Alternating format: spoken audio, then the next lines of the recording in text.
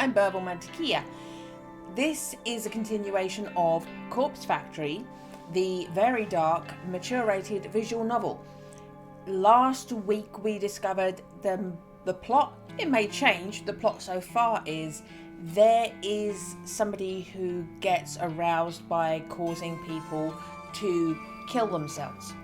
And she's contriving ways to get them indirectly, you could argue, or it is because of her, you could also argue, to kill themselves at the behest of a random person who contacts her through a website with a photo of the person they want to die and their phone number. So if you can be set off by dark things, heads up, the game starts off with a warning. I've pinned the warning on my chat, so everybody's not going to be taken by surprise if they come in. Everybody will know, and no problems if anyone needs to back out or not watch this. It's totally cool. I have been thinking about this game over the last week since we left off. I'm going to make a guess about maybe a plot development that I see coming, and I would be impressed if what I see coming doesn't happen. I see it coming that she gets a request, well, she gets her own picture sent to her and her own phone number sent to her, and so she gets her own death requested of her, and being stuck to her rules and her this is the way it has to be, these are the rules I've set myself, she's like, okay, I'll do it. So I think she's either that's how her story ends, is she gets her own death requested and she kills herself, and that's the end of Corpse Girl, or she gets her own death requested and she's like, okay, I'm going to do it because of the exact same reasons I previously laid out.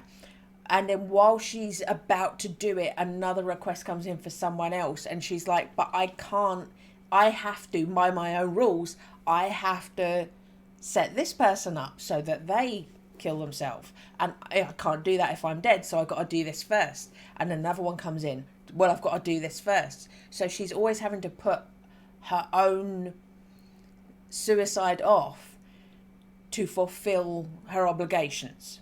This is how I see it going.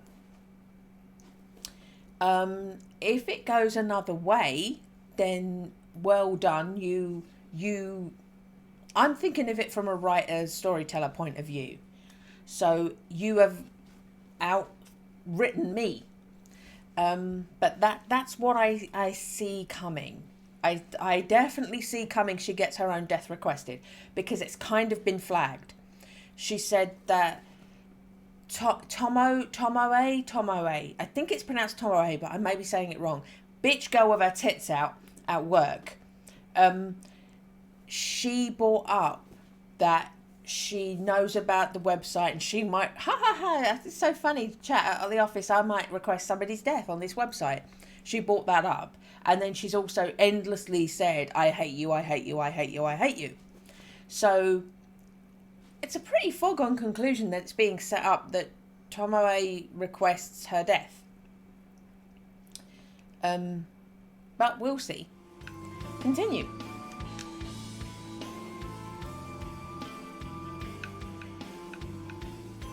I've got a lot of save slots.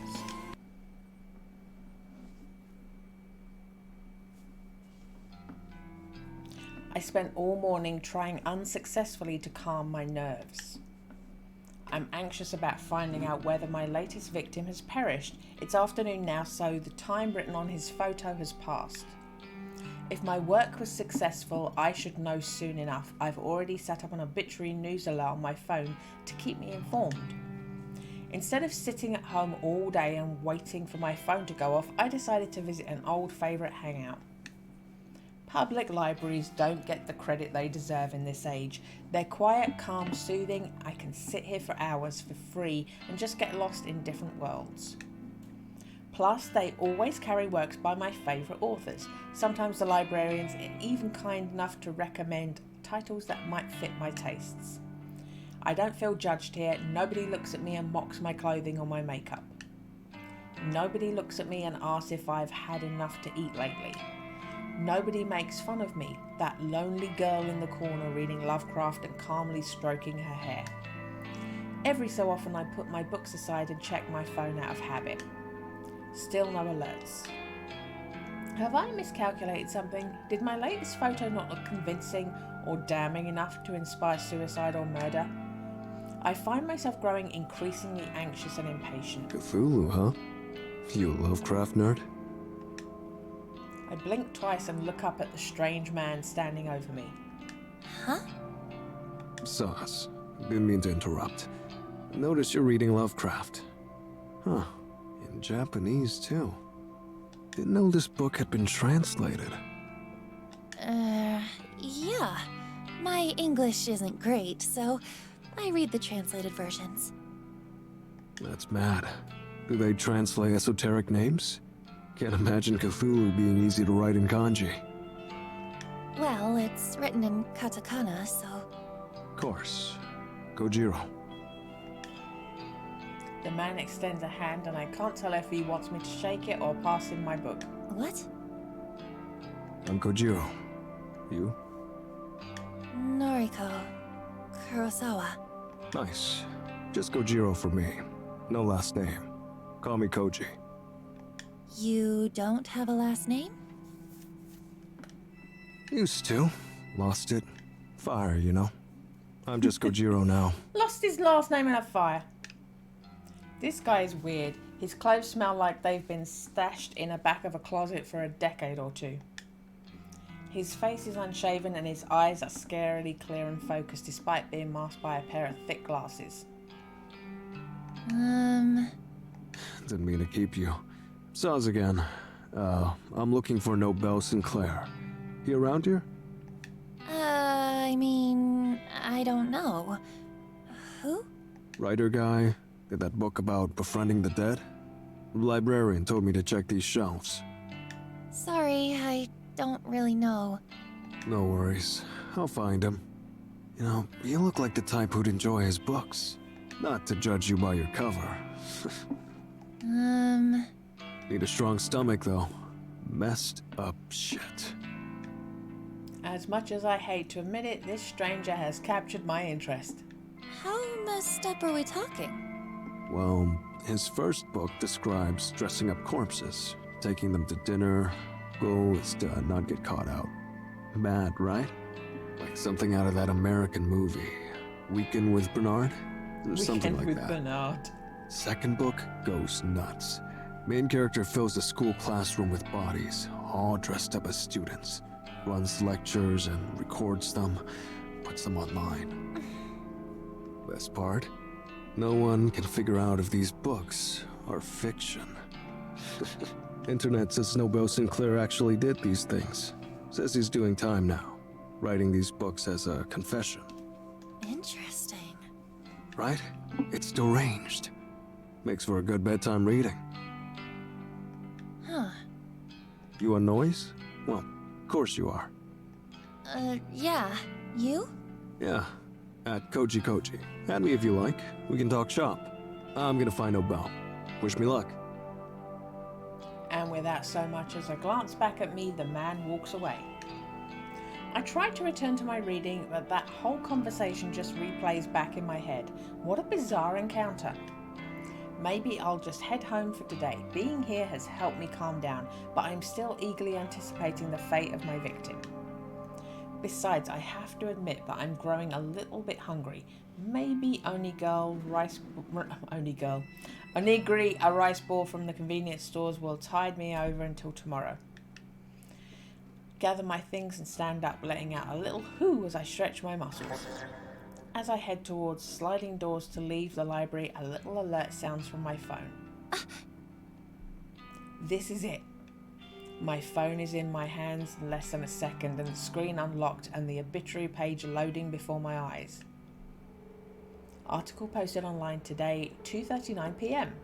Keywords found, Mr. Accident, numerical data range 20 to 30. Image data found, yes. Saturday, May 30th.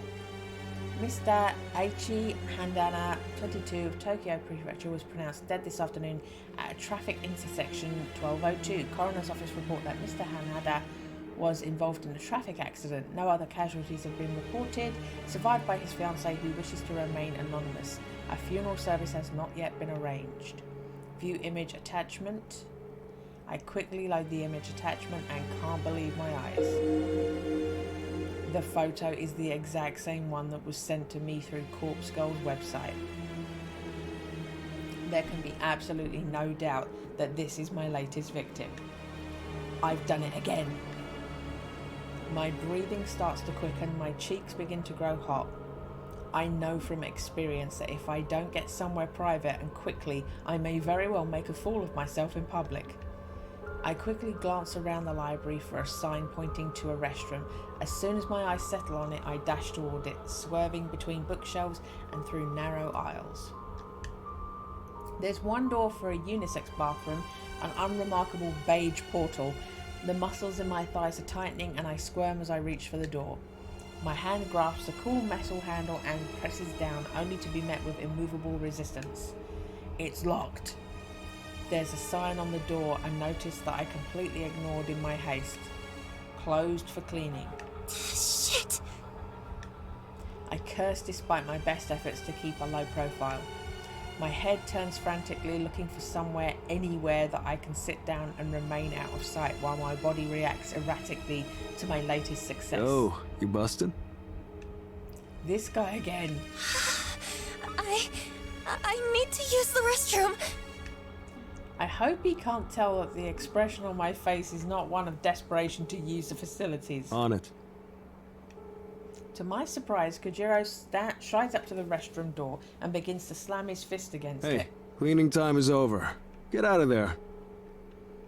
I hear a panicked yelp from within. Kojiro's commanding voice was more than a little intimidating. Within seconds, a terrified old woman emerges. She wheels her cleaning trolley around us, bows quickly, and disappears from sight. All yours. About to hold it. Thanks.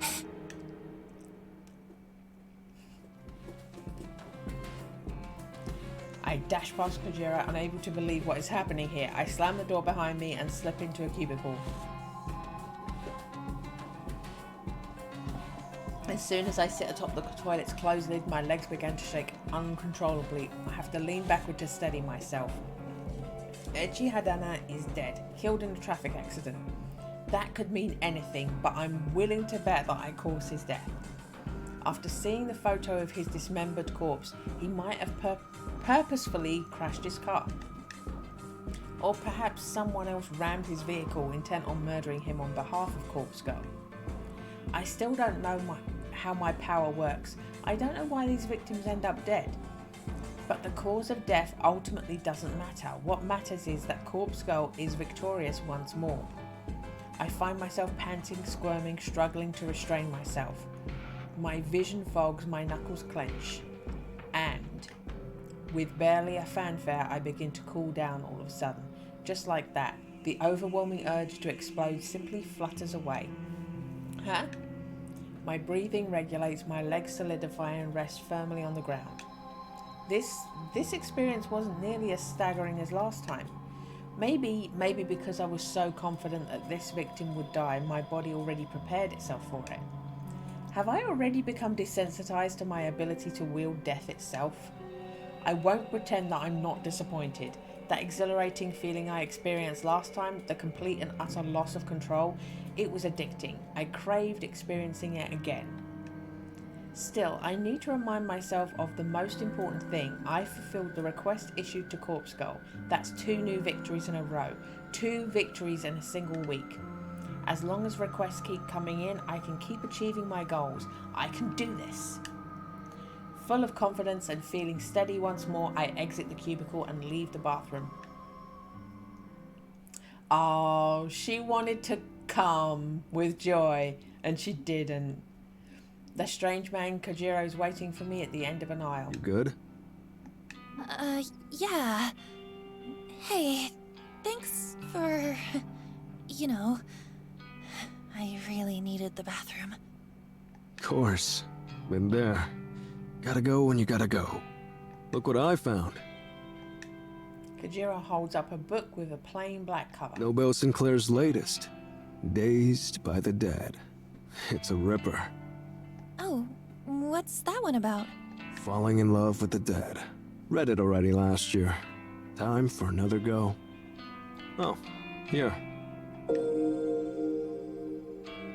Kajira hands another book to me, this one with a brown cover. An illustration on the front depicts a field of flowers. What's this?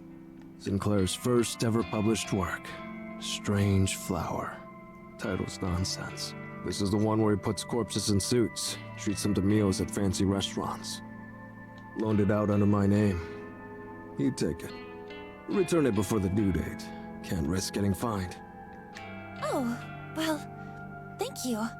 I'll be sure to read it. Sure. Send me your thoughts and noise. Right. Be seeing you. A brief wave of his hand and he disappears behind the closet shelves. The closet shelves. The closest shelves. I can't really get over how peculiar he is, but he certainly is making an effort to be friendly. Okay, give me a sec. I turn the heavy book over in my hands and look inside the front cover for a publication date. She does, Topanga, she does. This is what she's doing. Yeah, good girl. 2009. It's actually not that old. Definitely not as old as the fiction I normally consume. I shrug and hoist the bulky tome underneath my arm, then make for the library's exit.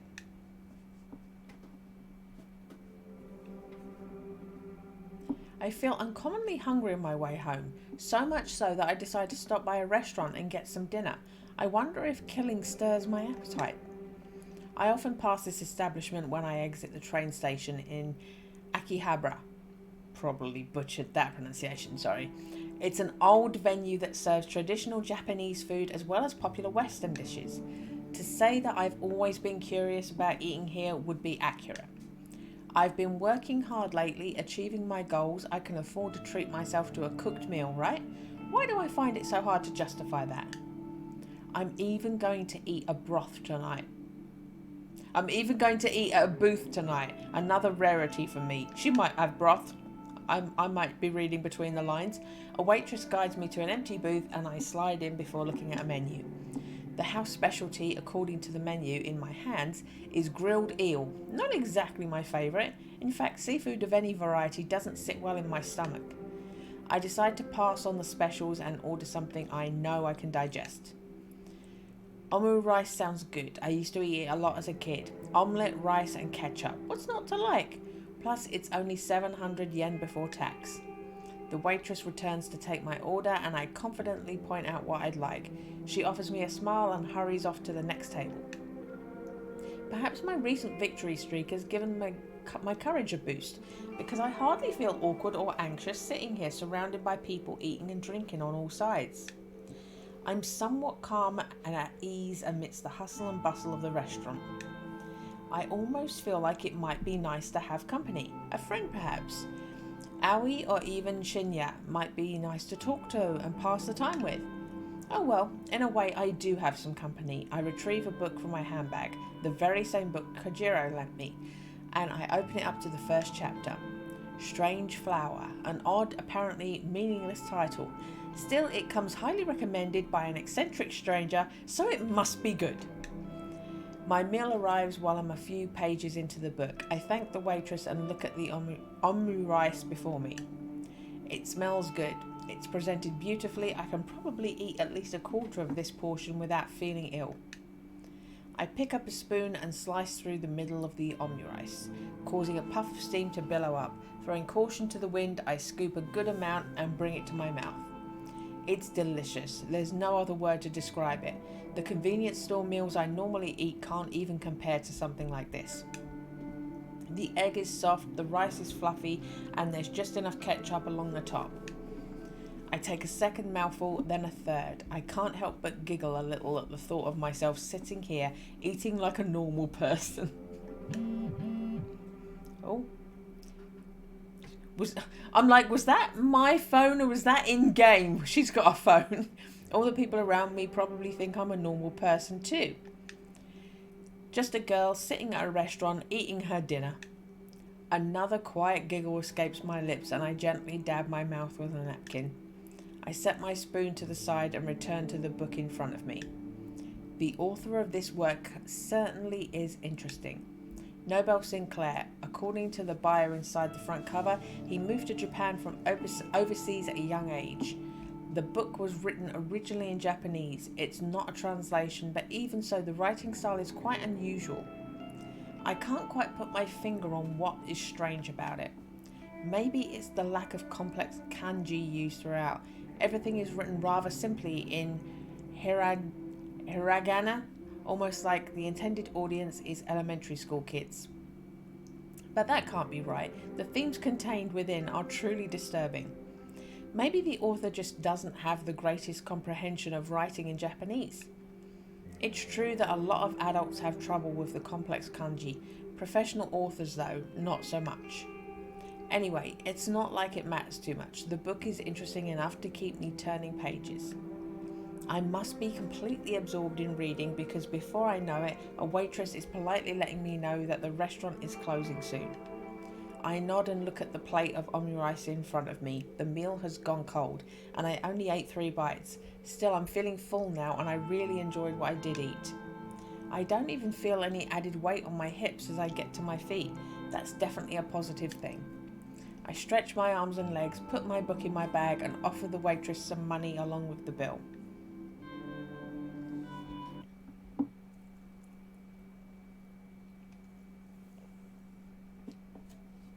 She ate 3 bites of omelette and she's full.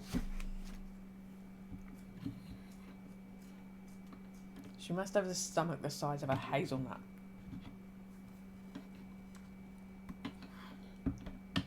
Right, if my phone's going to make weird honk honk vibration noises, I'm going to unplug it. A blast of frigid night air nearly sweeps me off my feet when I step out of the restaurant. I can't remember. Am I pushing? Which one am I pushing? If I'd known the weather was going to take a turn for the worse, I would have bought my scarf jacket. It's the end of spring, so unpredictable cold weather is pretty rare. I guess I can't be blamed for not bundling up. Anyway, it's not raining and I'm close to home, so it shouldn't be a problem. I head down the street and watch a few shop owners closing their stores for the night. They don't pay me any mind and I wander by. My phone bursts into life and rings out in the quiet night air. I grab it and press it close to my ear for warmth. Hello? Aoi? Noriko? Hello?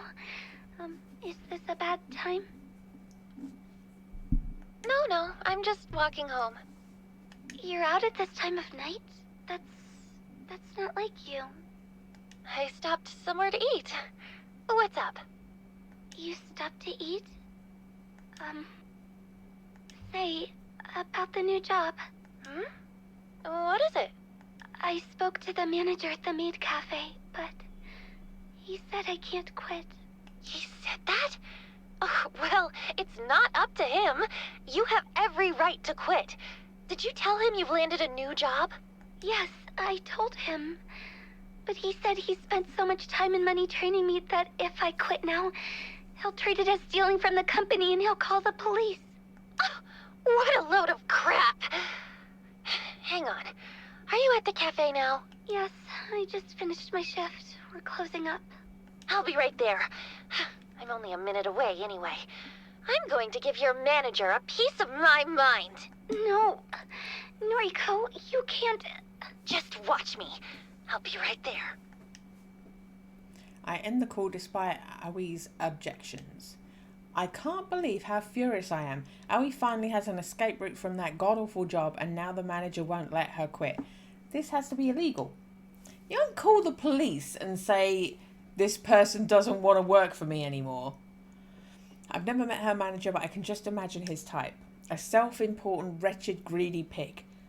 Thinks he's the king of the world because he runs a shady maid cafe in the back streets. Well, I won't stand for it. People like him are the ones that should be reported to Corpse Girl's website. I'd love to target victims like that. I change direction and take up a running pace. The cool air against my face is kind of nice now that my body is warming up a little. Thankfully, there is hardly anyone around this time of night, so I don't feel particularly embarrassed by running in public. I'm not a terribly fit person, so it isn't long before I feel out of breath. I come to a stop at the end of the street, heaving and clutching my chest. Okay. I'm okay. Deep breaths. After taking a moment to collect myself, I start back up, walking briskly this time. I can see the Maid Cafe's illuminated sign ahead of me. I approach the entrance and read the neon board. Chateau de Crystal, welcome home, master. Drinks from just 400 yen. Table charge 500 yen per person. Open till 10 p.m. every night. I pass the sign and reach for the door handle, just as somebody hurriedly throws the door open and emerges. Noriko? Aoi, told you I'd be here. I'm really glad to see you. Aoi gives me a brief wave. She fidgets nervously and straightens the ruffles in her dress. I can't believe you have to wear this ridiculous outfit. Yeah, but the costume isn't the worst part of the job. I know. Listen, is your manager still here? Aoi hesitates, then shakes her head sadly. You just missed him. There are only a few girls inside closing up. Damn it. I really wanted to give him a piece of my mind. Noriko, it's fine. I can continue working here. It's not so bad. Hell no! Don't even pretend it's okay. This place is torturing you. You have that customer that always gropes you, and now your manager is controlling you? I won't stand for it, and you shouldn't either. But what can I do? I'm honestly stumped by the question. In all my hastiness to get here, I never even thought through a plan for Aoi. Why? Just don't show up for your shift. Just don't go. You can't call the police and say my employee didn't show up for work. Damn it, that heartbreaking expression on her face. Oh, she's one of those girls that loves to be a doormat. She complains she hates it, but when she's given a way out of being a doormat, she's like, oh no, but there's a reason I have to keep on doing it. I just want to grab her, hug her, tell her everything's going to be okay. Instead, I shake her and call her stupid bitch. So why can't I? Aoi. I know you don't feel like it, but you're the strongest girl I know. All the shit you've dealt with over the years, all the shit you're still dealing with, you're brave, whether you know it or not. My issues pale in comparison to yours, but you still get up each and every day and do your best. I'm proud of you, and I want to make things easier for you. Come work with me at Temujin. Just leave this place behind. Forget all about it. Noriko. You're my best friend. You always will be. Even if we can't be anything more than that, I'm happy just having you in my life. Oh my god, did you try and... Did you ask her out and she no homo'd you? I'd do anything for you, Aoi. I hope you realize that. Of course. I know. Thank you, Noriko. Let's get out of here. It's really late. Come back to my place. You know I can't. All my things are at home, and I need to check everything first. Otherwise... I nod calmly. I understand. I can't push her too much. Don't worry. I get it. And the thing is, I can't just run away from this place. That stalking customer, he knows where I live, and, well, if I stop showing up to work, he said he'll visit me at home. Why don't we go to the police? I can't do that! Without warning, Aoi bursts into tears just as rain begins to spill from the clouds. I can't get him in trouble. I just can't. He's Aoi, what? What is he? He's family. A gust of wind blows down the narrow street, causing my hair to whip wildly in my face. I brush it out of my eyes and mouth, only to see Aoi standing still, her head down. A stalker. He's family? I could never bring myself to tell you. But surely you must have wondered why I've put up with it for so long. I don't know what to say. I'm stunned. You're putting up with it because you don't want him arrested. Yes. If he goes to prison, the rest of my family will disown me. Good! Get rid of him! Truly, You have me. you know what I mean. I'm just going to go home for tonight. Thanks for coming out to see me, Noriko. Aoi turns on her heel and strolls away, the click-clack of her shoes against the wet pavement echoing through the street. Aoi. She doesn't hear me breathe her name as she disappears into the darkness. That poor girl. There has to be something I can do. Oh, I'm getting decisions. This is my first decision. God, I played this a long time before it gave me a decision to make. I would go after her. I can't let her go. I can't let her just walk away as sad and helpless as she is. My legs lurch forward of their own volition, propelling my body through the rain-soaked street. Aoi! Aoi, come back! My shout echoes in the night, my weightless words falling through the air just like very rain that patters against my face. Aoi's silhouette is just out of reach. If only my weak body could pick up the pace, I might be able to reach her before she fades away. Stop! Her unexpected command fulfills its purpose. I halt, my shoes skidding along the wet ground. Aoi is closer than I expected her to be. Perhaps due to some trick of the light and rain, she simply seemed further away to my tired eyes. Aoi, please. Let me help you. There's nothing to be done.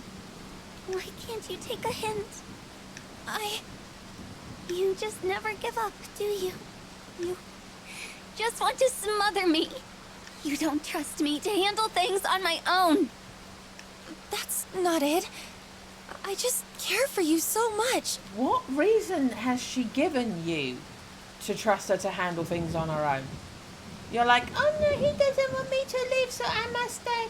My family will kick me out if I don't let my family fuck me. Why would you trust your fucking judgment? I know that. You think you haven't made that clear in the past?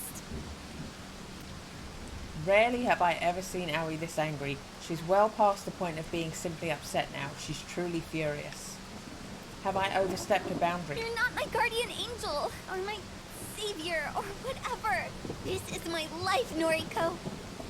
It's not your sick fantasy, where you swoop in and act like my knight in shining armor. Aoi, Shut up!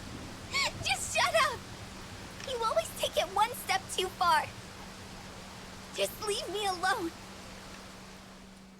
I can't get another word in before she vanishes into the night. I reach a hand out into the darkness like some foolish attempt to stop her, but I know it's pointless. She made her thoughts perfectly clear. She doesn't need or want my help. Even if she cares for me, she doesn't love me in the same way I love her, and I don't think she ever will. I sigh and look up at the thick cloud of cloak of clouds above. The rain continues to fall.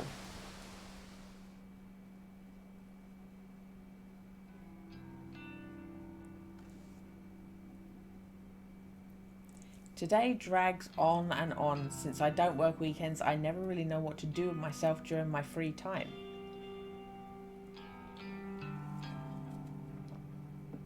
The library yesterday was nice, but I don't want to hang out there again today. Wouldn't it be closed on a Sunday? Oh, mind you, Sunday closing is probably only a thing in Christian-dominated countries.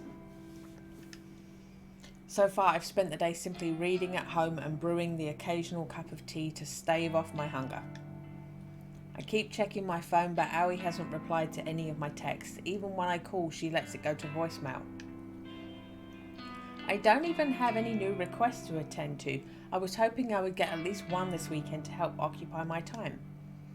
To take a break from reading Strange Flower, I decide to browse through noise and see what's happening in my social circle. Though I'm not close to any of the people I'm connected to, save for Aoi, reading through their posts always lifts my mood. Rather annoyingly, the first post I come across is from Tomoe. Tomoe. Bitches be trippin' if they think they gonna steal my man. We thick as thieves. He getting lucky tonight. The garbled post is accompanied by a photo of her and Shinya getting cozy together. Shinya looks more than a little nervous. I would be willing to bet that Tomoe is the first girl he's ever snuggled like this. I can't quite figure out why she's so interested in him, or why he's into her for that matter. At first I thought Tomoe was just trying to bug me to annoy me by pursuing someone she thought I wanted. But surely this is taking it too far, right? Haven't I made it clear that I just don't care? As for Shinya, maybe that boy really is into the blow-up doll look. I guess I understand him less than I originally thought. I noticed that I've been frowning while looking at Tomoe's post, so I decided to slam my finger down on the thumbs down button. A little text box below the post now reads, Noriko Kurosawa disliked this. My frown breaks and I smirk. I feel somewhat satisfying to publicly dislike Tomoe's posts. I can imagine Tomoe's face going tomato red when she reads the notification. With a little giggle, I scroll past the post and keep browsing my feed. As expected, it doesn't take long to find a post from Shinya himself. It's out of character for him, but he's actually not posting about criminal cases and detective work for once. Shinya with a capital S. I never believed in love until I met her. She swept me off my feet and showed me how to become a better man. She makes me want to be the best person I can be. My heart goes out to my darling Tomoe, 2 days together and counting. I look forward to every day because of you, thank you. I involuntarily gag and continue scrolling. Nothing else in my newsfeed really compares to those last posts. My sister wrote something about her sucky job. A few co-workers posted about how grief-stricken they were about Akane Tsuramaki passing away unexpectedly. Akane Tsuramaki followed closely by Aichi Hanada, and long before them both, Ruri Hatano, the one who started it all. 3 strangers, 3 people dead, all because of Corpse Girl. People wanted them dead, and because of that, I also wanted them dead. I won't forget their names. When Corpse Girl rises above the muck and filth in this world and becomes truly famous, I'll share a toast to their memories. Until then, I need to trudge forward. I need new targets, new victims to launch Corpse Girl's name into the stars. If Corpse Girl's website becomes more than an urban legend, more than a rumour whispered of in the shadows, then no, I need to take it slow. I can't get too far ahead of myself. I still need to put in a lot of work before I can attain my goal. But the only way I can move forward is if more requests come through the website. There has to be a way to promote the site. Flashy advertising is out of the question. I don't want the site looking like a gimmick people can visit simply to pass the time. I need word of mouth, testimonials. So far the site has claimed 3 victims. I need the original requesters to spread the word about how effective the website really is.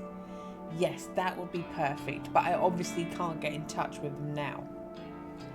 They remain anonymous when they request a death. No one would willingly put in their contact details when doing something so shady anyway. I sigh, scratch my head. Thinking about it like this won't do me any good. Maybe I should come back to it later. I reach for my laptop sitting on the couch next to me. Maybe I'll take one more look for new requests. You never know, right? I log into the administration panel of Corpse Girl's website and check for notifications. 1 new request. Request details. Today. Victim's phone. Downloading image attachment. Wait, This was submitted just a few minutes ago. What are the chances I would check an incoming request so soon after receiving a new one? My heart begins to race as the attached photo downloads to my computer. I'm excited about the prospect of working on a new request for the rest of the evening. Who will be the poor sucker to succumb to Corpse Girl's whims? Will another beautiful corpse be left in my wake? My heart skips a beat and my hands instantly turn cold. And it's right after she disliked or thumbs downed Tomoe's post. It's exactly what I predicted. She gets a request for her own death. And it's either Tomoe or it's made to look like Tomoe.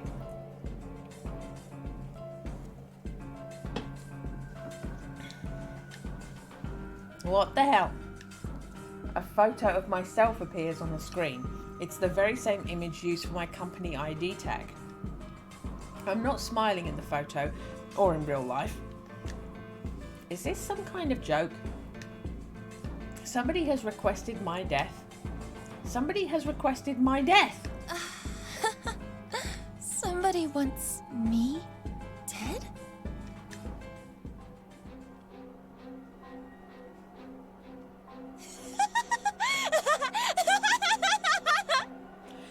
She's gone off on one. You know exactly who it is. Why? What?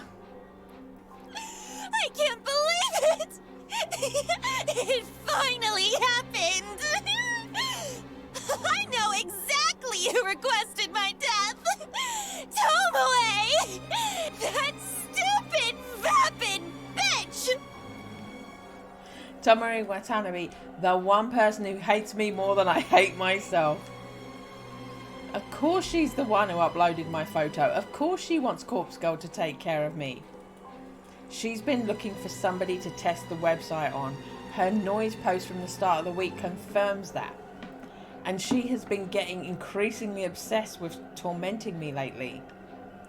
I'm willing to bet that when I disliked her latest post, it finally triggered her to request my death. Tomoe, you brainless whore! I am Corpse Girl!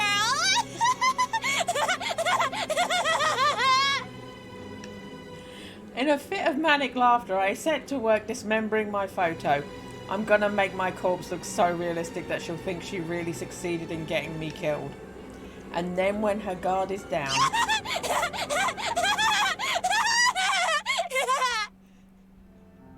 She's off her fucking... She's off her fucking trolley. Sato yet? I wonder if she got held up. It's not exactly professional to be late on your first day of work. I grind my teeth and hope that Shinya can't sense my anxiety. She'll be here. I don't believe the bitter words that tumble out of my mouth. I send another message to Aoi's seemingly abandoned phone, not really expecting a reply. Actually, she's not the only one absent.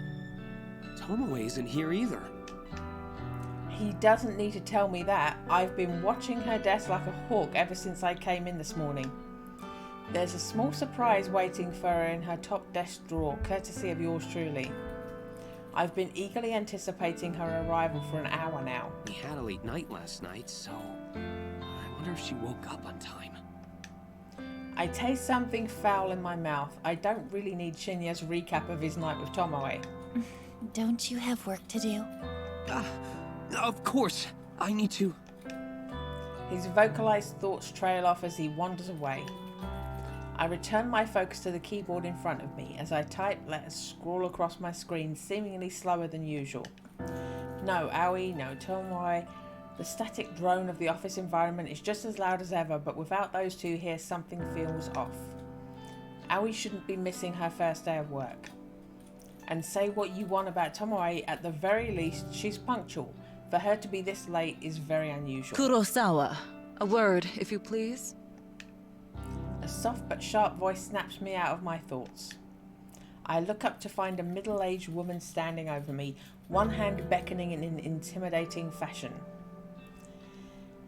Kotomi Aida, an executive who oversees a lot of the juniors on this floor. I deal with her a few times a week. She's a serious and critical person, but I've seen a warmer side of her when she chats with colleagues of her own level. Miss Ida, did you need something? I called her Ida. Please, come with me. I reluctantly rise from my chair and follow her through the office. She leads me to one of the glass-screened cubicles that line one wall of the office. Special spaces reserved for meetings and temporary workstations. Take a seat. I follow her instruction, sitting down on one of the bright, colourful plastic chairs that fills a small enclosure. A new employee was supposed to start work today. Sato, an acquaintance of yours, if I'm not mistaken. That's right. I've been trying to get in contact with her. I see. You understand that it doesn't reflect well on Sato's character if she can't arrive on time for her first day of work, correct? Yes, I understand. Believe me, it is very out of the ordinary for her to do something like this. I'm sure. Fujikawa recommended Sato for the job based on your personal request. You need to be aware that since Fujikawa holds rank over you, he is the one who will be reprimanded for hiring an unsuitable employee. Now, I wouldn't go so far as to say that he will be punished. Rather, his recommendations will be denied for the foreseeable future. And any attempt he makes to climb the ladder, so to speak, will be vehemently refused by the other executives. Isn't that a bit extreme? All of that because of one temp employee that didn't show up for work? That's the way these things go. I've seen it dozens of times. The reason I'm telling you this is because you should feel some sort of responsibility to apologize to Fujikawa. I had no idea. Honestly, Enough. This isn't an open discussion. Apologize to Fujikawa, and see if he will find it in his heart to forgive you. And please advise him to seek employment elsewhere. I don't foresee his career with us flourishing anytime soon. That's all. Why is she having this conversation with him? You tell him that we're not going to promote him and he should find another job.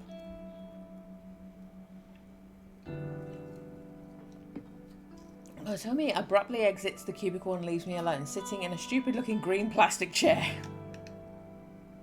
I take some time to compose my thoughts before also walking out. I don't know what to say to Shinya. I don't even know if I should say anything. Surely Kotomi is being a bit extreme in effectively halting Shinya's career at Temujin. This is all because I recommended Aoi for the job. I feel like an idiot, but how was I to know that Aoi would prove unreliable? And still, it's far too extreme. Kotomi is out of line. Something else is at play here. I can feel it. Maybe Kotomi wants Shinya gone from her own reasons, but I can't imagine why. He's a junior employee and not exactly the type to step on anyone's toes and make enemies. I return to my desk in a bit of a huff and slump in my swivel chair. My eyes fall on the empty can of coffee next to my computer screen, and I begin to wish I'd purchased more than one this morning. Glancing over the top of my screen, I can see that Tomoe still hasn't arrived. Maybe I'll have to wait until tomorrow for her to find the gift I left for her. I'm sure she'll love it. Why isn't there a big shit show going on about her not showing up for work?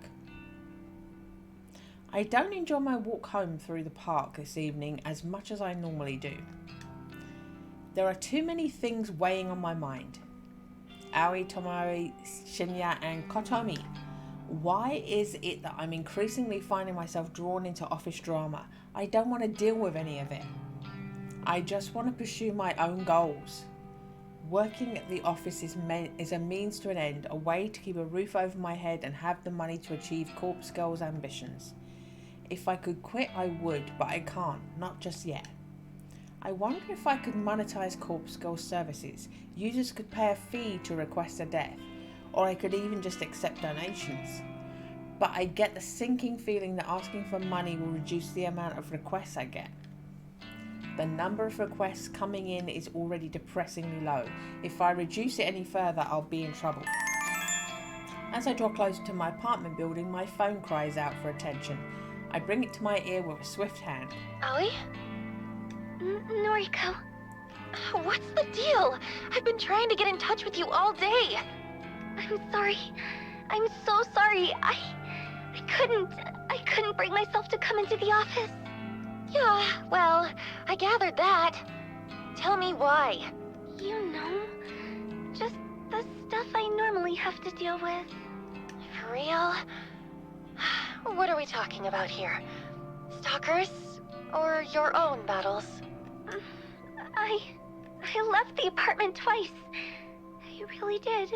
But I had to go back inside each time because it didn't feel right. I had to check a few things and then check again, and in the end, I gave up and laid in bed. I must have fallen asleep because when I looked at the time, it was already late. I sigh angrily and hope that Aoi doesn't hear me. All right. It sounds like you had a rough day. I'm sorry, but the situation isn't great. I'm just going to be honest with you, okay? I don't think they'll be happy with you if you come in tomorrow. If I were you, I'd write a polite letter of resignation and just forget about the job. Shinya's been kind of thrown under the bus because of this. Shinya? Why? I'm not too sure myself. Since he got you the job, I suppose he was somewhat responsible for you. But because you didn't come in, it sounds like his career's in real jeopardy. Oh God. Oh no. Take a breath. You didn't know something like this would happen. I didn't either. I think this one exec has it out for him or something because it's too much of an overreaction. I can't believe it. I never wanted to cost him his job. I know. You didn't mean for this to happen. Look, I'll try and smooth things out a little. I'll talk to Shinya tomorrow. You need to look after yourself right now, okay? Promise me you'll just take it easy tonight and relax. Okay. Forget this ever happened. Noriko will look after everything. Thank you, Noriko. Okay. Get some rest. Talk to you soon, Aoi. Bye-bye. Didn't she just throw a massive tantrum about her trying to fix everything? And then she's doing her baby voice. It's like, yeah, you do everything for me. You sort it all out. Bye-bye. The baby thing, that must be fake. There must be something darker there. And not just darker as in she's the victim of really dark stuff. She's got to be like faking this completely doormat baby thing.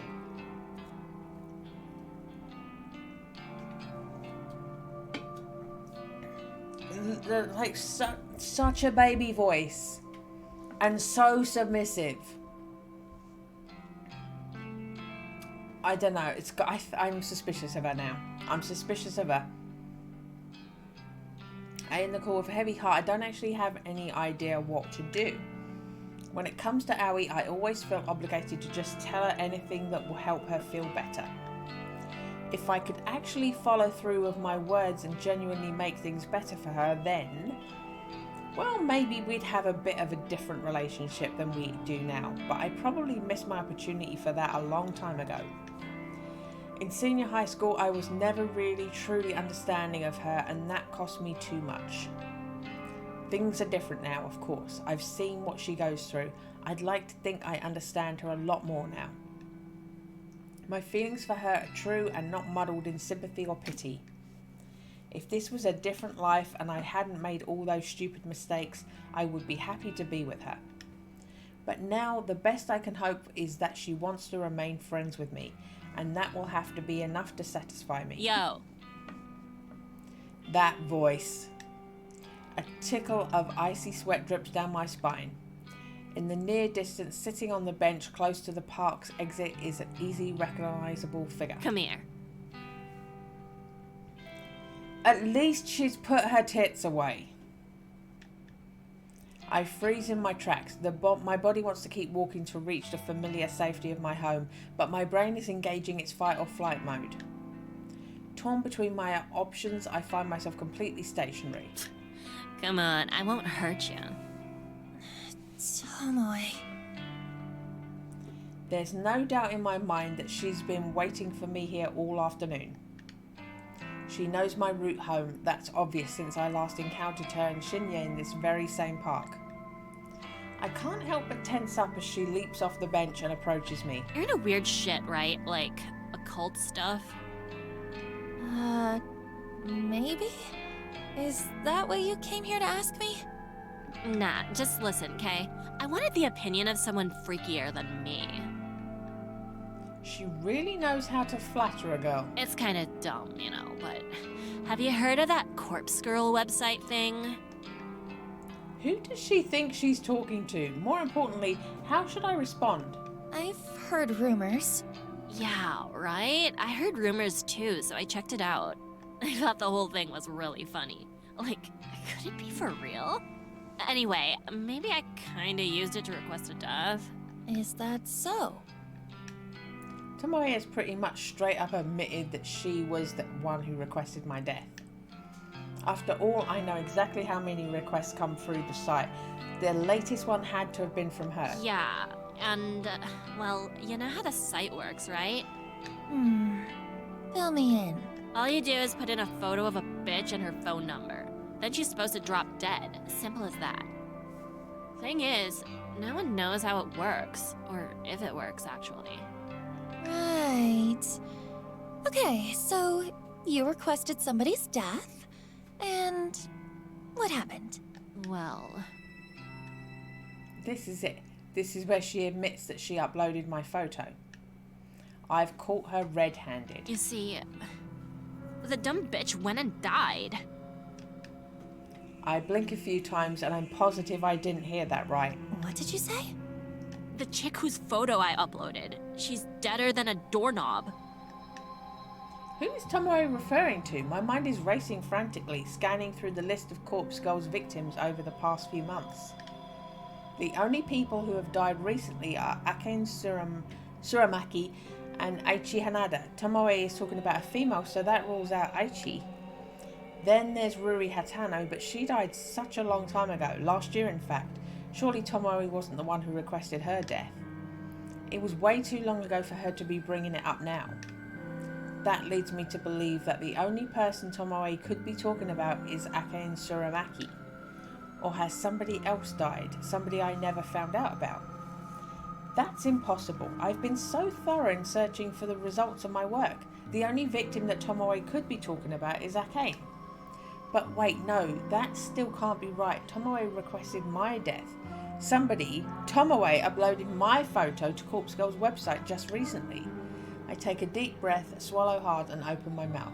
Tomoe, what you're saying is really serious. Are you sure this person died? Yep, no doubt. And that's what I wanted to talk to you about. If you're good with this occult junk, how do you think she died from a website? Do you reckon my request really killed her? 'Cause I don't really want this shit on my conscience, you know? I don't know what to say. Come on. I was only really joking around with the website. Didn't think for a second that it could really work. But now, this bitch is cold in the ground, and I can't sleep at night. Keeping Shinya close is the only thing making me calm lately. Tomoe seems to be showing a little remorse, which I didn't think she had in her. If she thought the website was a joke, then fair enough. It's only natural that she'd want to play around with it. Then again, I'm kind of offended that she figured out the whole thing was fake. Corpse Girl had worked too damn hard to be considered a joke. But I want to get to the bottom of this. I need to find out whose death Tomoe requested. And more importantly, the question of who requested my own death remains unanswered. Tomoe, what's the name of the person you requested to die? Her name? Oh, you might know her. It was that skank from our office, Akane Tsurumaki. Akane Suramaki. Can you believe it? I pronounced the last name pretty much right. It was the first one I was fucking up. Sure enough, she's well and truly dead. Tomoe isn't wrong in believing that the website killed Akane. Tomoe once posted on Noise about wanting to try the website and she was waiting to find someone to try it on. If I recall correctly, the request for Akane's death came through Corpse Girl's website shortly after I read that post. Perhaps Tomoe made the request on the very same day. So then Tomoe was the one responsible. I assumed the person who requested Akane's death was someone in our office, but I never figured out it would be a junior data entry temp like Tomoe. How did Tomoe even know Akane? I can't see how their paths would have crossed in such a large office building. Psycho, you in there? I snap out of my thoughts and meet Tomoe's dead-eyed gaze. Your professional opinion, can a website really kill someone? I'm torn between giving two replies. I could state that I believe the website worked and therefore help increase Corpse Girl's credibility, or I could play it safe and make sure I'm not suspected of any involvement. Coward that I am, I decide to play it safe. No, absolutely not. A website can't kill someone. Yeah, I figured. Guess it's just a coincidence that she died. You reckon I'm not guilty then? I didn't really want the bitch dead anyway. I was just mucking around. Yeah, you're not guilty. Thank God. That's a real weight off my elbows, you know? Mm-hmm. I sure as shit won't mess around with sites like that again, though. I'm gonna play it real straight from now on. I gotta get my life together. I got a man to look after now. Right. Well, good luck with that. I need to get home. All I want right now is to get back and figure out who the hell uploaded the photo of me to the website. You've also left it in her drawer, don't forget that. My mind is reeling and I'm not in the right headspace to listen to Tomoe's drivel any longer. Hey, for what it's worth, which ain't much. Thanks. Thanks for putting my mind at ease. I know we ain't always seen eye to eye, and... well, nah. That's about it for now. For a fleeting moment, I imagined that she was about to apologize for assaulting me last week. That possibility disappeared from my mind almost as soon as it had appeared. See you tomorrow. She waves almost sheepishly and wanders back through the park in the direction that I came from. Right, time to go home. I can't relax until I know who requested my death. If it wasn't Tomoe, then this situation could be a lot more serious than I originally thought. If it wasn't because of my petty squabbles with her, then someone really wants me dead. Who?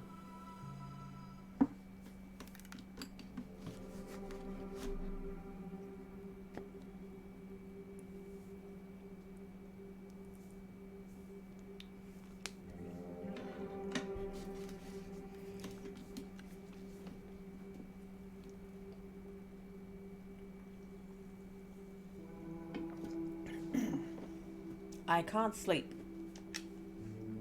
It must be past 3 a.m. Countless hours have passed since I started trying to figure out who requested my death. I've run through every possible candidate and their potential reasons 1,000 times. I've replayed every encounter I've ever had with every person I've ever met. And I'm drawing a blank. Because of course everybody loves me. I don't know who wants me dead. I'm not so vain as to think everybody likes me. I'm sure a hell of a lot of people don't like me very much at all. But does anyone not like me enough to want me dead? To nominate me for Corpse Girl to claim as her prey? I take a little solace in the fact that my life isn't actually in danger. Corpse Girl's victims are only brought low by my hand. Though my convictions are strong and I never refuse a request, taking my own life is absolutely out of the question. Oh, there you go. I didn't realise she was going to out of the question it. I thought she was going to be all conflicted with, it's my rules that I set and I have to do it. So there you go. It did spin a different way to how I predicted. This is the one and only request I will ever refuse, and it's not for the sake of my own life, but rather for the sake of Corpse Girl's continued existence. I will not let her die and be buried with me. My reasoning was almost there, because I said she wouldn't do it while she had requests. Now, she hasn't got an active request, but she's thinking, I can't do it because then there's no one around to kill other people. However, now that I've eaten the knowledge that somebody Now that I've eaten of the knowledge that somebody genuinely wants me dead, I can't quite cure my upset stomach. No amount of mental reassurance will quell the sickness rising inside me. The top candidates are, of course, those closest to me.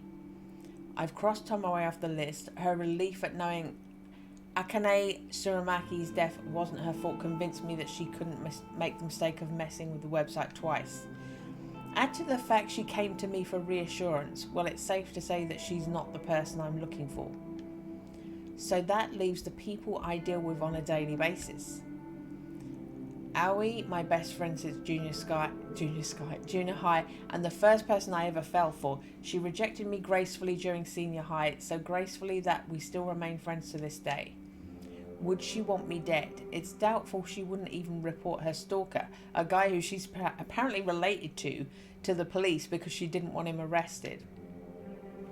Then there's Shinya Fujikawa, another acquaintance from school and now my co-worker. He even gone so far as to call us friends now that we're connected on Noise. I've never been romantically interested in him, but I was under the false impression that he had feelings for me. He's a wannabe detective, but he doesn't have the competence to follow in his father's footsteps. He doesn't strike me as the type to want somebody dead, let alone to go through with requesting somebody's death. Still, quiet, guarded people like him can really surprise you. When you take those three out of the equation, the people I deal with daily are very few. There are the higher-ups and execs at work, like Kotomi Ida. I said Ida and it wasn't. I can't remember what it was. But our dealings are so short and simple that I'm sure I barely even register on their radar. If I extend my list of candidates to include people that I don't deal with regularly, who are technically still part of my life, then the list gets a little more interesting and harder to narrow. Kenji and Momo Ogawa, the father and daughter living in my apartment building, they're sweet, kind and considerate. Couldn't imagine they'd want to kill me unless I'm really using up too much of their internet bandwidth and they just can't take it anymore. There's my elder sister, of course, Yuriko Kurosawa. We haven't talked in over a year at least. She's scum, but probably not the type to randomly elect her own sister for death. Probably. Just a casual, she's scum? She's scum, but she doesn't want me dead. She's on parole, so I have to believe she wouldn't do anything to jeopardize her freedom. And there's Mother, Asuna Kurosawa. She's simply not in a position to submit my details to Corpse Girl's website. My struggling brain can't think of anyone else currently in my life. I have very small social circle, it's true.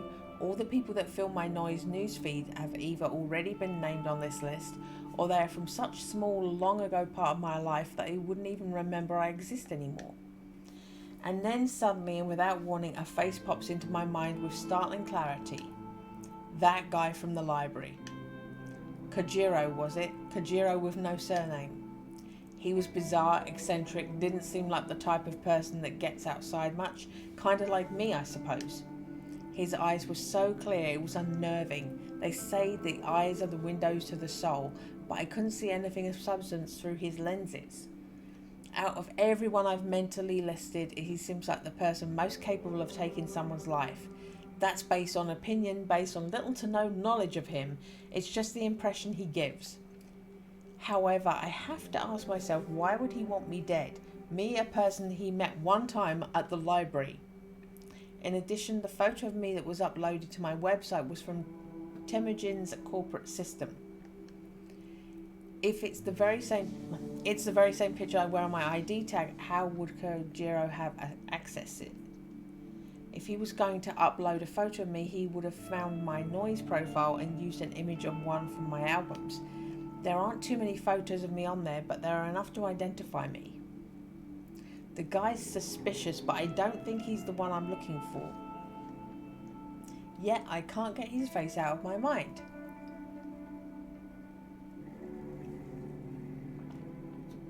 On a whim, I snatch up my phone from beside me.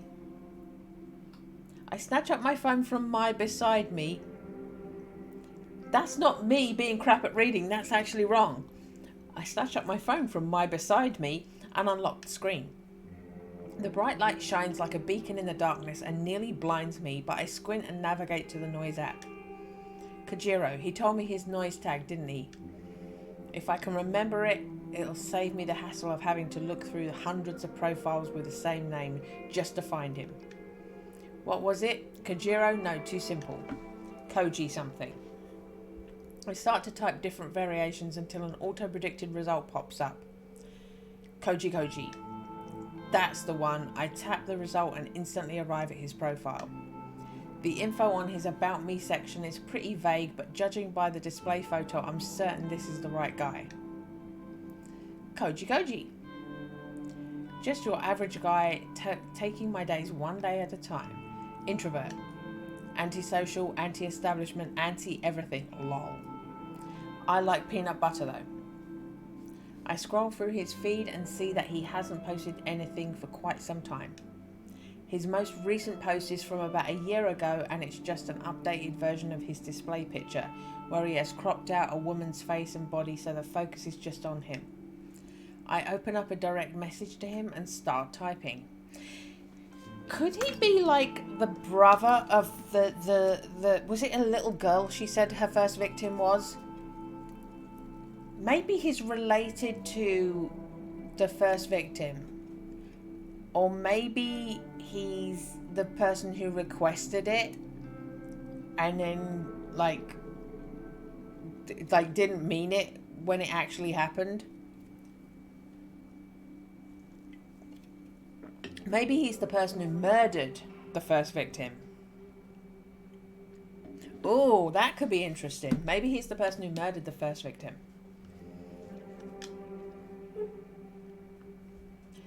Hey, is this Kojiro from the library? It's Noriko. Kurosawa. Since it passed 3 a.m, I'm not expecting a reply until I instantly receive a message in response. Hi, late night. He replied so quickly. I swallow and gather the nerve to ask him what's on my mind. Yes, I can't sleep. Have you heard of Corpse Girl's website? ... The screen states that he's currently typing a message, but then the notification simply disappears and no message comes through. Is he ignoring me? Then, yes. So he does know about the website. The question is, was he already familiar with it, or did he just look it up after I mentioned it? What are your thoughts? Is it real? Yes, love it. Big fan. I see, me too. Have you used it? No. Well, no, not yet. Don't hate anyone enough. It's hard to get a sense of his emotions through his replies. I can't tell if he's being sincere or not. Wait, have you... Oh! Johnny! Have you used it? Tell me. Tell me details. Does it work? No, I haven't used it, but it's popular in my office. I don't know why I wrote that or why I ended the message with a question mark. I shake my head and wait for a response. Okay, let me know if you use it. Might be work for me. Might be work for me? What does he mean by that? Work? Yes, I store cadavers, dispose of later. I don't understand. Hospital morgue, storage and disposal. He works at a morgue. I noticed a strange smell on his clothes when we met, and now it makes sense. I gag a little and suppress the urge to vomit. So if someone dies, they get sent to you, even for like suicides and murders? Yep, all sorts. Worst are crash victims, have to mix and match limbs. Oh, and the last person she caused the death of died in a crash. That's a convenient thing to just randomly bring up to her, isn't it? Have you ever received a victim of Corpse Girl's website? Impossible to know. Maybe, who can say? Have a name? A name. Can he look up the names of bodies he's received? Can you look up such a thing? Yeah, cadavers are ID'd, mostly. Know a victim? Should I ask? Will doing so put me under suspicion of being associated with Corpse Girl? Hello? I can look now at work. I start to nervously bite my fingernails. I know that I won't gain anything from finding out if he's dealt with any of the victims, but morbid curiosity tends to get the better of me. Sometimes I just have to know. Akane Tsurumaki. Okay, a second. No, correct spelling. Got an M Tsurumaki and Akane Tsurumaki. No, that's not right. Close enough though. Okay, more names. Echi Hanada. One sec. Yes, crash victim, bad. I remember him. He's still here actually. I can't believe what I'm reading. Echi Hanada ended up at Kojiro's morgue and he's still there. Really? How long do you store bodies? Depends, up to 2 days for an autopsy. No autopsy for him, no need. So he just sits here, cold chamber 31 BB. If family didn't collect it, then cremation. Is cremation what you mean by disposal? Yeah, mostly. Friend of yours? Not exactly. But he's Corpse Girl's victim, you said so. Well, I don't know. You said so. Interesting. I'll look at him again. Really, there's no need for that. It's okay, I won't tell. How did you do it? I swallow hard. What does he mean? Hello? How did I do what? How did you kill him? Oh shit. I messed up, he knows. Kojiro has figured out who I am. Hello, Topanga. In a panic, I slam my phone down. I can hear the constant vibrations against the bed as Kojiro continues to message me. Shit. Shit. What do I do? Can I make something up to convince him that I'm not the one responsible for Aichi's death? Will he even buy it? By not responding to him straight away, I've probably inadvertently proven my own guilt. I pick up my phone between my trembling thumb and forefinger. I hold it delicately as though it has suddenly become some sort of evidence that I don't want it covered in my fingerprints. In a way, that's completely true. I stare at the messages from Kojiro. Hey, you there? Hello? I'd better reply. I have to say something. Maybe, just maybe, I can throw him off my trail. I don't know what you're talking about. I didn't kill anyone. Not exactly a lie. Yes, true. Corpse Girl killed him. No name entry on Corpse Girl's website. But you knew his name and you knew he died. Ergo, you requested his death. Wait, this is good. This is better than him believing I'm Corpse Girl. He thinks I'm just some fan of the website that submitted a request. I have to run with this. I can't let him know the actual truth. You could throw Tomoe under the bus and say my colleague at work confessed to me that she requested a death and it happened.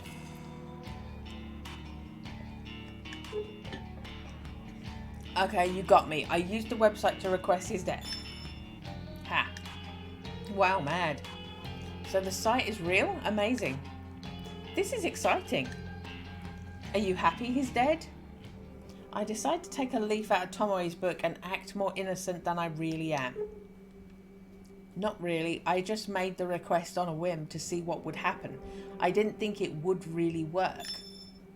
Wow. So you didn't hate the guy? Aichi? No, I never even met him. Just found his photo on the internet. Incredible. Corpse Girl kills with just a photo. Doesn't even need a name. Wonder how many other Vics I got here. Lol. Have to go. Clocking off soon. Talk later. Kojiro's status immediately changes to offline. I breathe a sigh of relief. I think he bought the lie. Surely I'm in the clear. What she could have done is she could have said, not him, but the woman I asked you to look up, and then just line for line recite Tomoe's little conversation with you. But this whole conversation was an exercise in stupidity. I nearly shot myself in the foot because of my own insatiable curiosity. I shouldn't have contacted Kojiro at all. The only positive thing to come out of this is learning that Kojiro works at a hospital morgue. The only positive thing is I know this guy who's interested in me works in a morgue. I could potentially take advantage of this, but my sleep-deprived brain can't quite work out how. Well, I can dwell on that later. For now, I really need to sleep.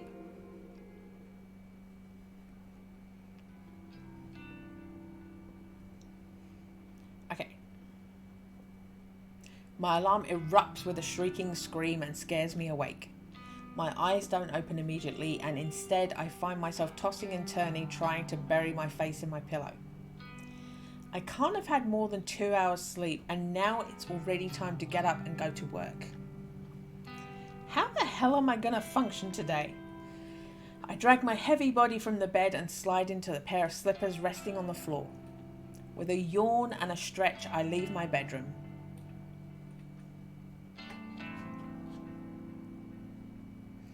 I stand in the kitchenette connected to the living room for a few moments, completely absent-minded. I open the refrigerator and stare blankly at the dismal contents. A small tub of peach yogurt sits on the top shelf and a half-empty jug of oolong tea rests at the bottom. I grab the yogurt and peel off the lid without even fetching a spoon. I simply pour a little into my mouth. I consume about half of the tiny portion and wipe my mouth before throwing the leftovers in the trash can. That will be enough to spike my energy for the morning. When you normally run on empty stomach, any amount of calories can work as a pick-me-up. I make a mental note to collect 2 or 3 cans of coffee from the convenience store on my way to work. They should carry me through the rest of the day. The rest of the early morning is spent applying makeup and getting dressed. I'm out the door at the same time as every other day.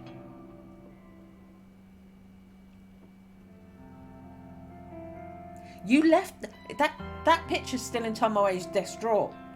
To stop myself from nodding off at my desk, I decide to rearrange my personal effects. Having something to focus on is a great way to fight off sleep. Unlike the other employees here, I don't tend to keep too much at my workspace, yet still manage to feel cluttered somehow. Next to my computer monitor are 3 little figurines that I collected from toy capsule machines. They're a set of anthropomorphic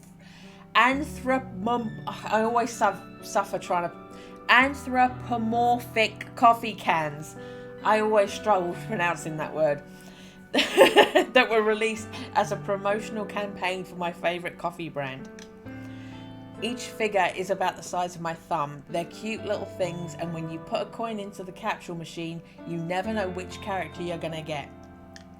So far, I've managed to collect Captain Cafe au Lait, Lieutenant Long Black, and Madame Macchiato. If I remember correctly, there are 2 more I still need to get. But the capsule machine seems to be out of rotation now because they've been replaced with a different series of toys. If I ever want to collect the remaining figures, I'll probably need to buy them online. Oh well, I'm not super invested in having to own all of them.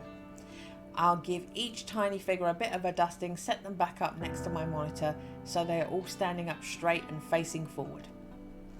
Satisfied that they're tidy, I look to the small tray of drawers that sit on the other side of my monitor. I mainly just store papers and office memos in them. They're not really big enough to hold anything much larger than documents. I rummage through the drawers and discard a few old notices that aren't relevant anymore. When I'm done, I file away a couple of loose papers that I have been fluttering around my desk for the last week. With that complete, I straighten up my keyboard so it's parallel with my mousepad, and I give the keyboard a thorough dusting and then lean back in my chair to admire my work. The desk looks much nicer now. There's a picture of my corpse in my colleague's drawer that I've completely forgot I put there. But dusting!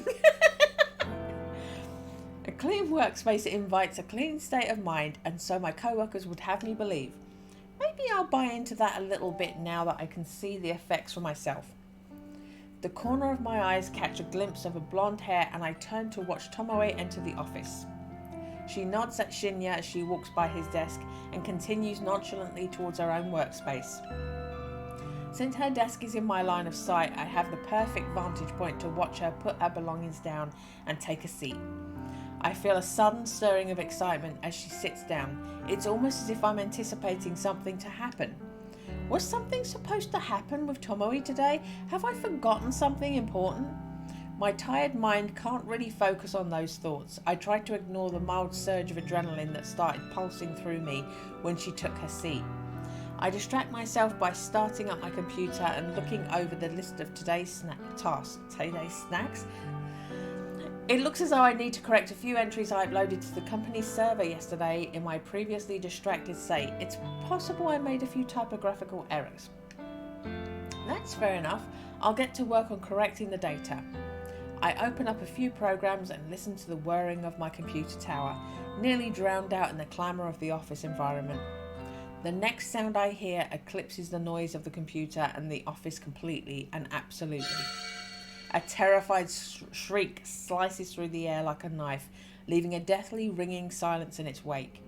I scramble to my feet purely out of instinct, scanning for the source of the scream. I don't have to look very far before my eyes fall upon a distressed Tomoe kneeling on the floor and clutching her face. She is on the ground next to her desk, staring down unblinkingly, her fingers white from the strain of clawing at her own head. In the sudden chaos of people rushing to her side, I somehow manage to notice that one of her drawers on her desk is wide open. An open drawer. As tired and exhausted as I am, the significance of the open drawer isn't lost on me.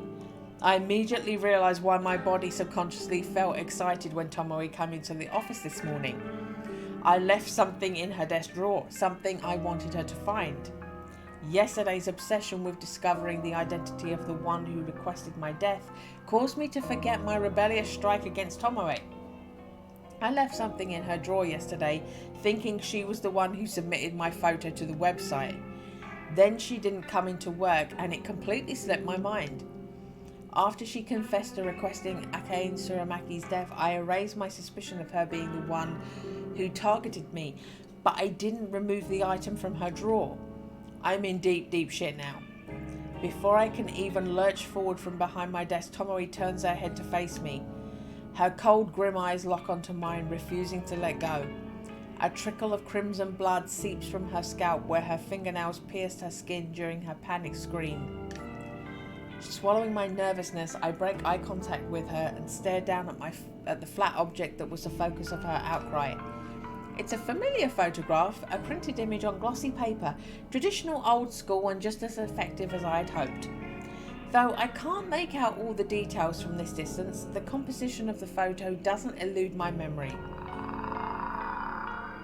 It depicts my very own corpse toppled backward over a tombstone, a bloody slash traces above my neck, a laceration lines my stomach, and a knife protrudes from my breasts. My black hair is tangled mess. It actually looks pretty straight. My dark eyeliner is... No, it's not. My dark eyeliner is smeared and smudged. No, it's not.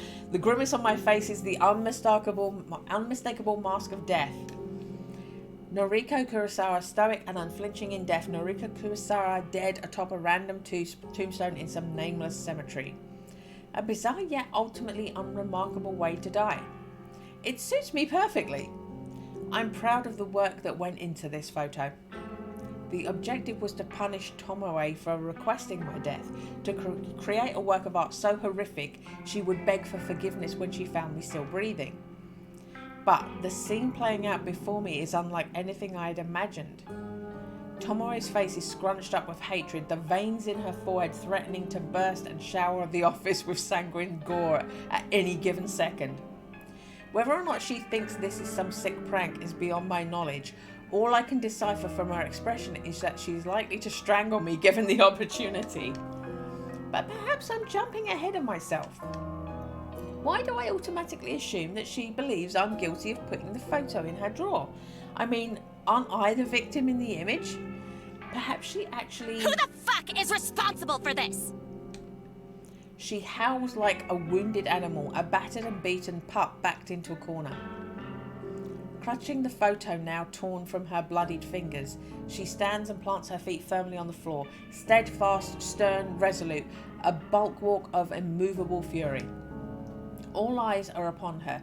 The bleach blonde gal girl with an antagonizing attitude is the center of attention in the office. This photo is disgusting! Absolutely sick! Who made it? From the confused and puzzled faces of the 20 or so employees huddled around, it's obvious that no one really knows what Tomoe is talking about. The photo is small, and with her clutching it tightly and waving it around frantically, it's impossible for anyone to make out the detail. I'm bold enough to assume that no one else has managed to properly glimpse it yet. And maybe I can prevent our co-workers from getting a closer look if I act fast. I dart out from behind my desk and approach Tomoe. Let me see. Tomoe aggressively thrusts the photo towards me. I take a cursory look at it and gasp loudly to add credibility to my acting. Adopting a fake countenance of shock, I grab Tomoe by the shoulder and pull her close to me. I bow my head against hers so we stand intimately in the middle of the crowd, forehead to forehead, our eyes fixed on one another. I hope my beating heart isn't loud enough for Tomoe to notice as we stand against each other. I whisper softly, my pulse quickening as I try to make my words sound urgent and confident rather than broken and anxious. Come with me. I need to talk to you. Tomoe tenses and stiffens, but she murmurs something that sounds like agreement. I pull away from her and grab her wrist to lead her out of the office. We exit from the throng of onlookers scratching their heads and dart towards the elevator. Shinya says nothing as we pass him. He just looks over with a pale face.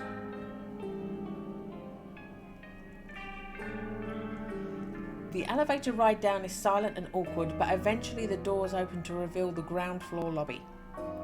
We weave between scattered couches and sculptures, making a frantic dash for the exit.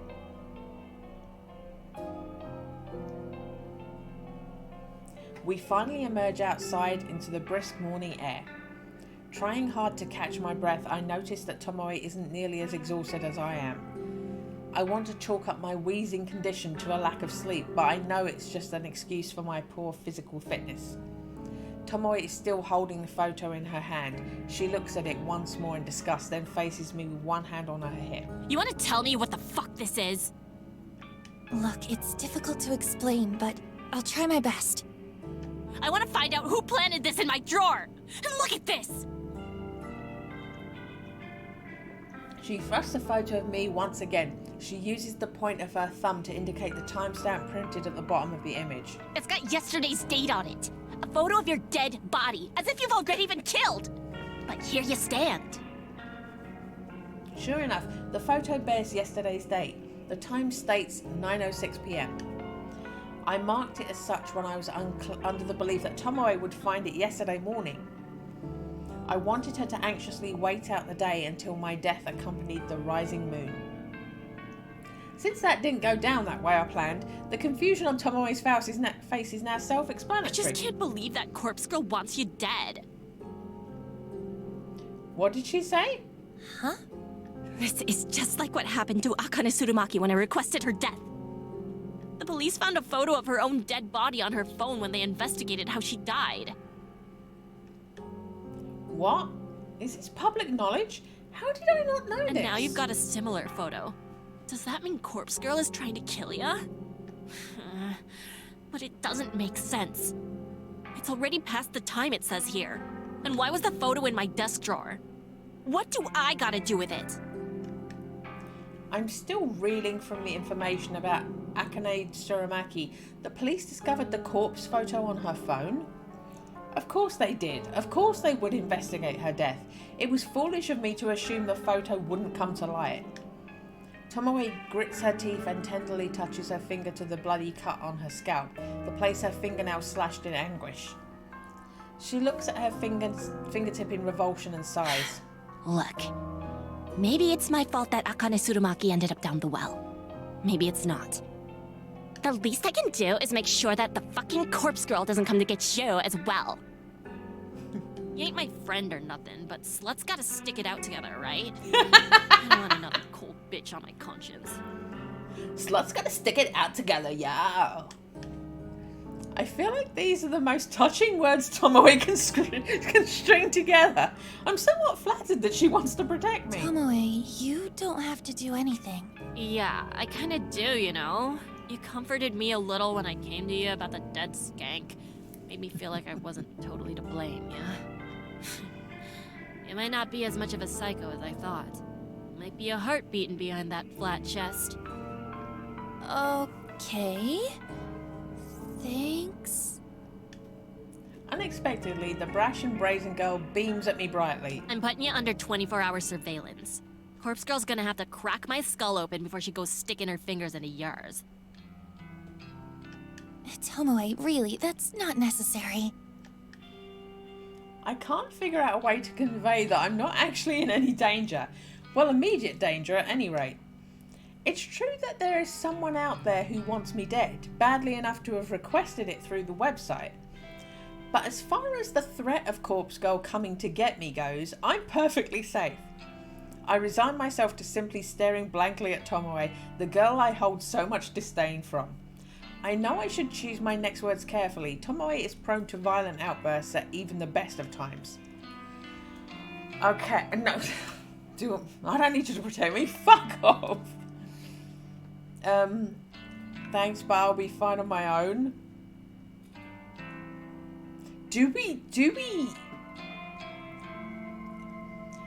Remembering that on this exact spot, the previous week, she beat the crap out of her for no reason. Would you say, I feel better with you looking after me?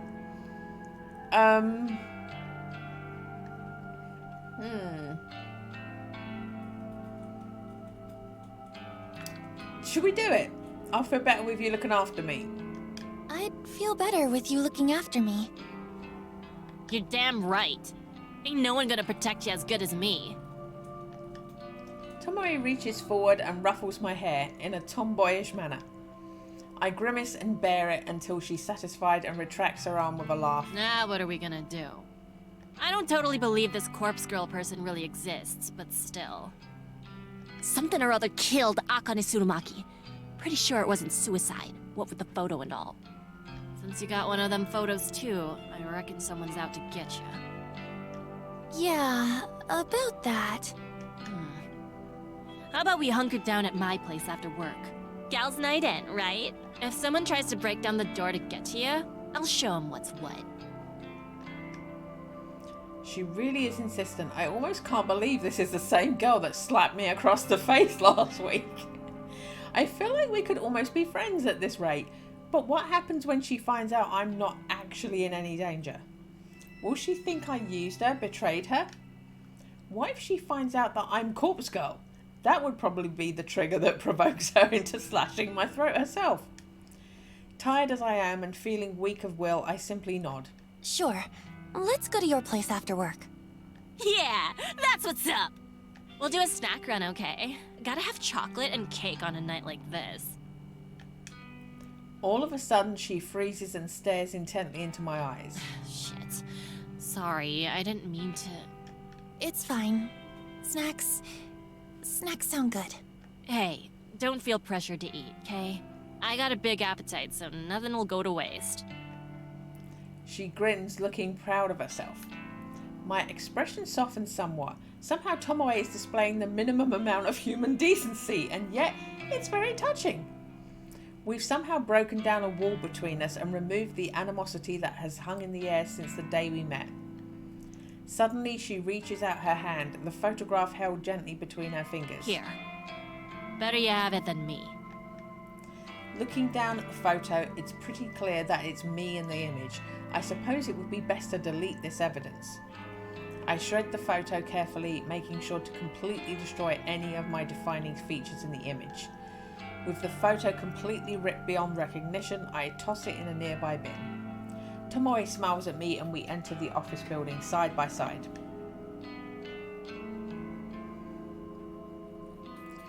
So, she didn't get into any trouble for just not showing up at work the day before. But, Aoi was like, she didn't show up for work, so we're going to destroy this man's career for hiring her. They've got a disproportionate reaction to no-shows. Tomoe's apartment is not like I expected it would be. For starters, it's not an absolute trash heap like it always was in my mind's eye. The place is nice, fairly modern, and probably not that cheap. She lives on the outskirts of Shinjuku, so she's a lot closer to the office than I am. That probably explains why she's usually so punctual, despite her terrible work ethic. From what I can gather from my first impression, she lives alone. A few photo frames near the entrance feature some family members, including a younger brother and sister. It's funny because she doesn't seem like the older sister type to me. The personal effects decorating the apartment aren't cheap and tacky, much to my surprise. I immediately get the feeling that she earns more money than I do, even though we have the same job. Though how could that be? We're both simple data entry temps. We'd surely be on the same contract and the same salary. I suppose she is a little bit older than me. Maybe she had a well-paying job before starting work at Temujin. Or maybe she has a side job. Either way, there's no way she could afford to live here on the same salary as me. So, would you like a cup of tea? I've got oolong, green, barley, hojicha. So many to choose from. I didn't take you as much of a tea drinker. Well, of course I am. It's tradition, you know. Tradition's real important. Huh. Yeah, I guess so. Hojicha for me, please. Sure. Coming right up. As Tomoe busies herself in the kitchen nook. She's in a kitchen nook. Busies herself in the kitchen nook, I continue scanning the apartment. A fairly large TV sits atop a sleek cabinet against one wall of the living area. A comfortable looking sofa fills most of the room, but gives way to a small kotatsu in the corner. During winter, a kotatsu is a very valuable piece of furniture. It's a small low table with a blanket to cover your legs. Underneath is a tiny space heater designed to warm up the enclosed area. I like your kotatsu. I can't even fit one in my apartment. Oh, yeah. They're great, right? Dad actually made that one for me. Your dad made it? I look closely at it. I don't know much about woodwork, but the whole thing looks very solid and well made. Even the blanket spread underneath the table surface is pleasing to look at. It's probably not cold enough to flick the heater on, but feel free to sit down there if you like. No, that's okay. I'm warm enough. A memory of my childhood flickers at the edges of my mind, like a moth dancing around a flame. Sitting at a kotatsu as a child with a warm cup of cocoa and my big sister reading a book aloud to me. I shake my head. That was too long ago to even attempt to remember clearly, and the past never really mattered much to me anyway. Tomoe has finished pouring tea, so she sits 2 ceramic mugs atop the coffee table and calls out to me. Tea's up! Thank you.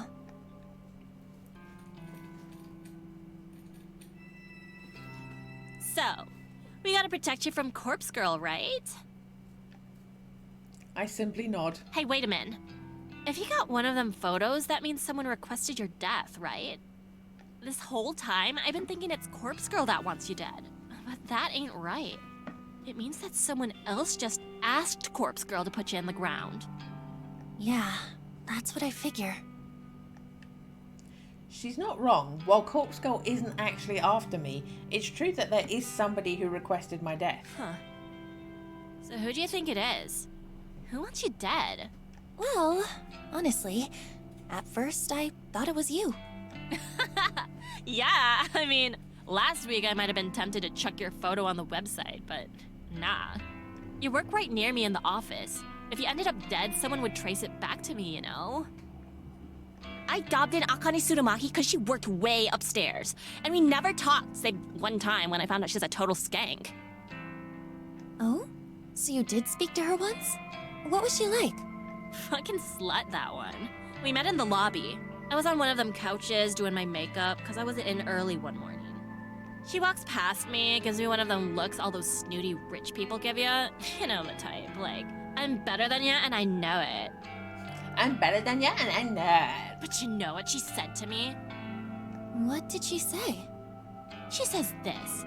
Honey, please wait for your clients outside the building. Huh? What did she mean? Ugh, don't you get it? She was implying that I'm a hooker or something. Just by looking at me, she decided I didn't belong in the office building. It really pissed me off. I'm sick of people judging me like that. Yeah, I look different from y'all, but so what? I got my own style, so just fuck off. So, you're not a hooker? Bitch.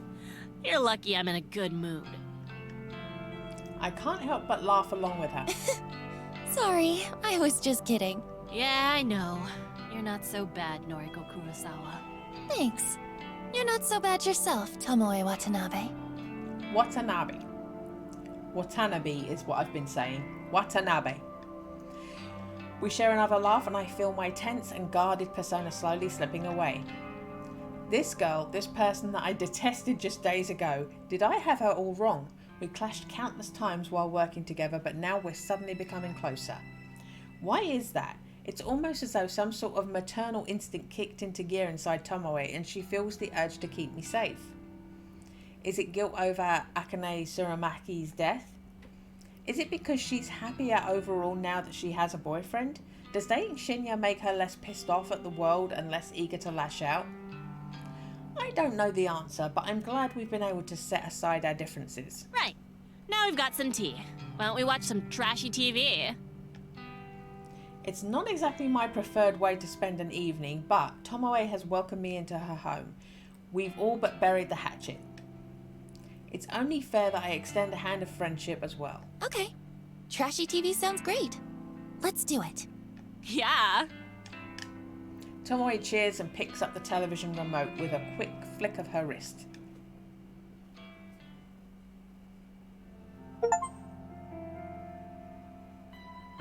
I got an achievement, forge a bond with Tomoe. By the way, I am using the blue light, so that's why I'm looking super pale. I'm figuring it goes with like the spooky Halloweeny theme, make myself as ghostly looking as possible. So we're going to carry on. Another dull morning in the office. The clatter of people talking on the phone, the humming of the air conditioner, the tapping of fingers against keyboards. If I didn't have music to drown out the white noise, I'd probably go mad from being exposed to it every day. I don't know how everyone else deals with it. Thanks to a good night's rest, I've been able to work diligently so far. I've completed a few tasks already, but there is still a lot more work to do. As I continue to pulverize my keyboard with thin, brittle fingers, I look out over the office floor to see who is around. Shinya sits at his desk, his expression scrunched up in concentration,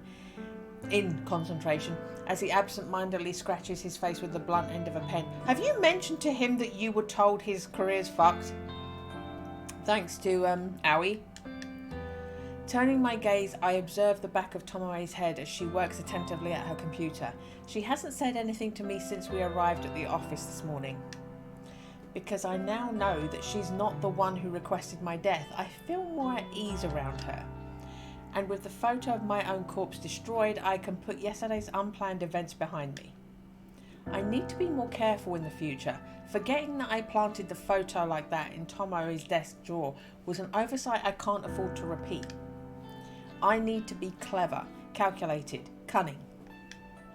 Corpse Girl's ambitions require me to be at peak performance at all times. I can't go messing up like that again. I'm lucky that no one else was dragged into the whole mess. Imagine if I did something so stupid when trying to kill a real victim. I would have ruined the entire operation. Taking a deep breath, I clap my cheeks softly with both hands. From now on, I'm going to truly focus when carrying out my plans. All I need to do is wait for the next victim to come through the website. I'm ready for it. Finding out that the identity of whoever requested my own death shouldn't be my top priority. I'm immune to Corpse Girl's wrath, of course, so unless someone decides to come at me with a knife, I'm perfectly safe. I'll check the website request this evening, as soon as I get home. It's too risky to try and access it while at work. That's everybody's catchphrase. As long as nobody comes at me with a knife, I'm perfectly safe. With newfound resolve, I nod to myself and look ahead to the end of the day.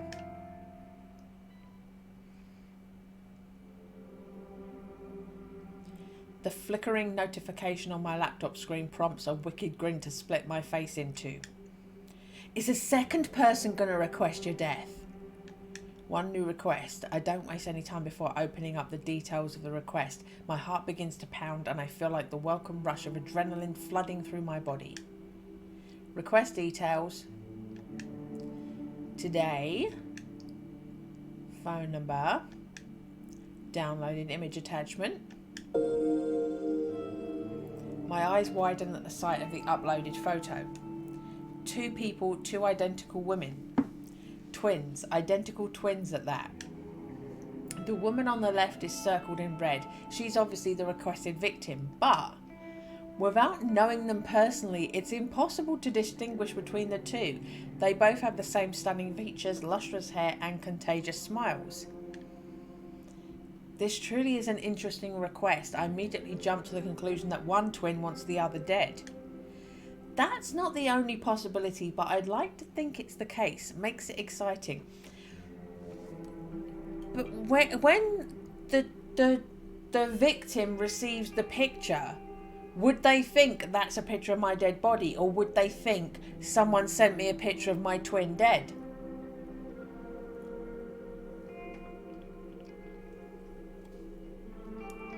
So you're not going to get the same reaction. Unless they think, oh, my twin's dead, I'm so depressed, and then they kill themselves.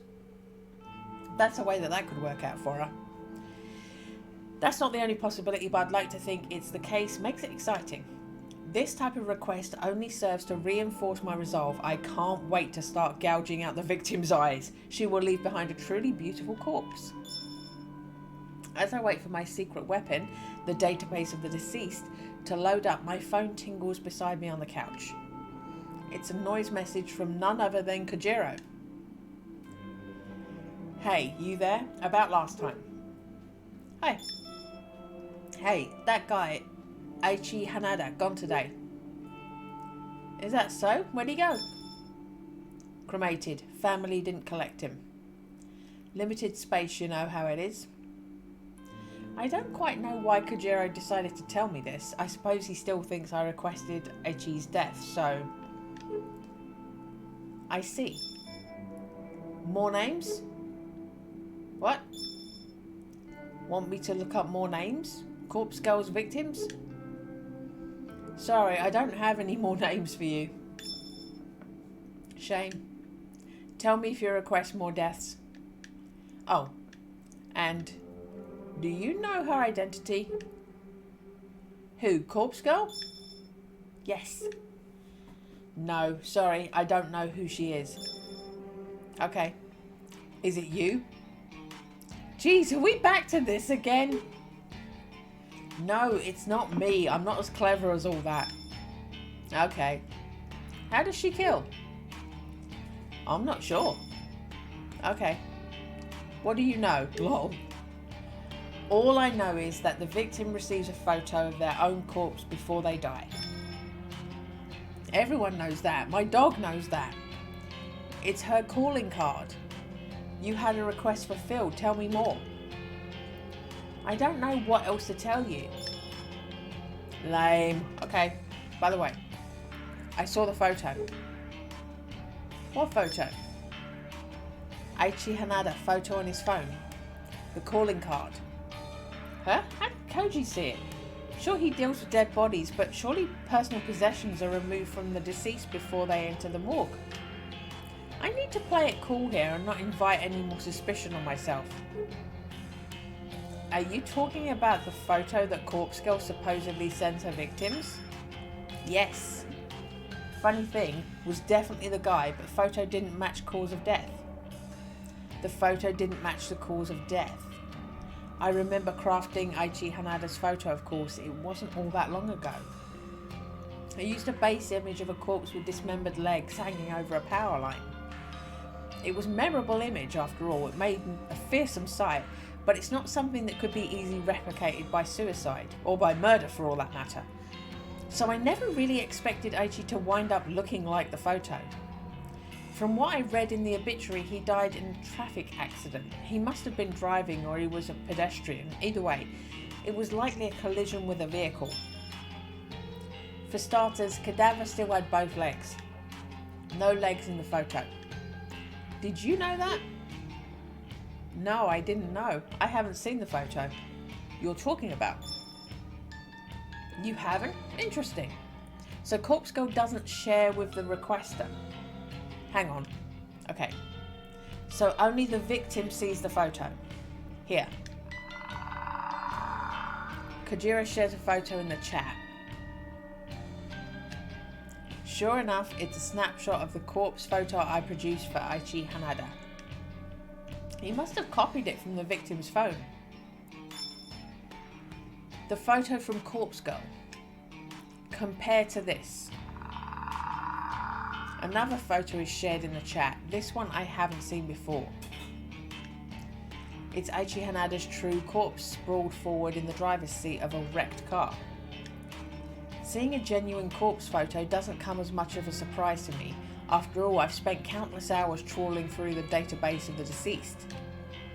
I've seen more than my fair share of destroyed lives. There's not too much blood in this photo. It's kind of lame compared to the gorgeous rendition of his death that I lovingly crafted. It's still not entirely evident what led to Aichi's car collision. This very well could have been a genuine accident. For my own ego, I have to at least pretend that Corpse Girl had a hand in it. Thoughts? The real death doesn't match Corpse Girl's photo at all. Why do you think that is? I feel pretty clever and manipulative by putting the question on Kojiro. I want to lessen the suspicion of my true involvement as much as possible. You're asking me? Well, some theories. Corpse Girl's photo is a scare tactic, nothing more, but don't know where the photo comes from. She convinces the victim to kill themselves. What the hell? How could his very first theory be right on the money? Just who is this guy? Is he stalking me or something? Does he actually know the truth? Second theory. Corpse Girl comes after victims, but genuine accident happened first. Aichi Hanada died before she got to him. His second theory is off the mark, but I can see why he came to that conclusion. Regardless, this is the theory I want him to believe. I think the second theory is most likely. Why would someone kill themselves from seeing a photo? Doubting my own methods like this leaves a sour taste in my mouth. Not that simple. Photo is personal and time-stamped adds urgency, realism. Could be effective, especially in someone anxious or gullible. He's right, of course. Although causing death in this manner was never my intention when I first started Corpse Girl's website, it's a possibility that did occur to me when Ruri Hatano died. Wait a minute, how did you even get these two photos? Lol. Now she asks. Police on scene like to share, more morbid the better. Dead guy with corpse photo on his phone fits the bill. They sent me both photos. We played spot the difference, lol. Disgusting. I never knew the police could be so disrespectful to the dead. While I can't really talk at the very least, I'm not in that line of work. Yeah, police love taking pictures of dead bodies and making jokes about them in WhatsApp groups. Metropolitan Police of London, ladies and gentlemen.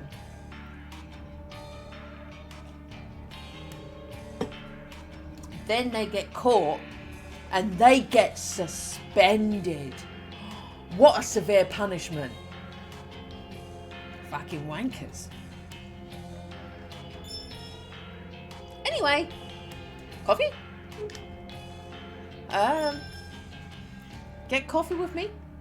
Yes, no? Unbelievable. This guy wants to meet up and grab coffee?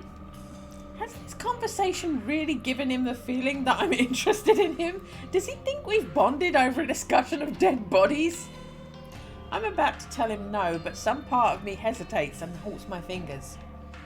Kojiro has connections, the morgue, the police. It's not inconceivable that he might be a useful tool in the future. At this stage, I'm about 80% sure he doesn't know my true identity. It might be safe to meet up with him. On the other hand, I get the impression that even if he knew who I really am, he'd only be impressed. It's a gamble. It could be beneficial or it could lead to me being caught out. I might even get arrested for my involvement in 3 deaths. Though, is what I'm doing really illegal? I'm not so sure, but I don't think a jury would take my side. That's why I have to err on the side of caution at all times. 0. Okay, let's meet. I type the words and hit send before I have any more second thoughts. It might be a fatal mistake, but if I'm clever enough, I can wrap him around my finger and utilise his connections. Cool. Message you tomorrow. Bye. Kajiro's status immediately changes to offline. I reset my phone on the couch and look back to the laptop screen in front of me. The smiling, beautiful faces of 2 identical women stare back at me. That's right, I was about to start working on this most interesting request. I still have plenty of time before I need to get to sleep. With this thought in mind, I set about my task in high spirits. Give me a second. Just need to blow my nose. I'm getting a bit bunged up.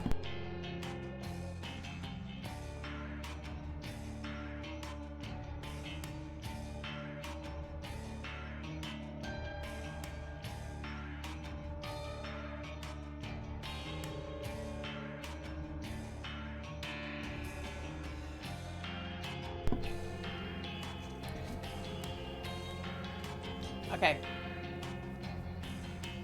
I'm back. Let me just make sure we're still good. Okay.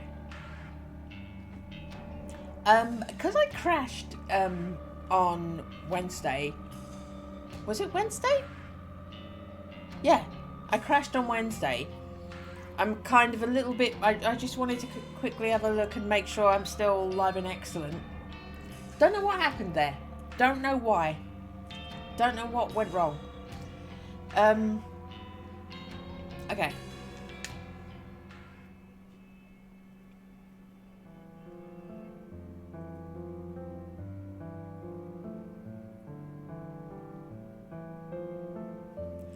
The tiny balcony jutting out from the side of my apartment is nothing like it was advertised in the real estate listing.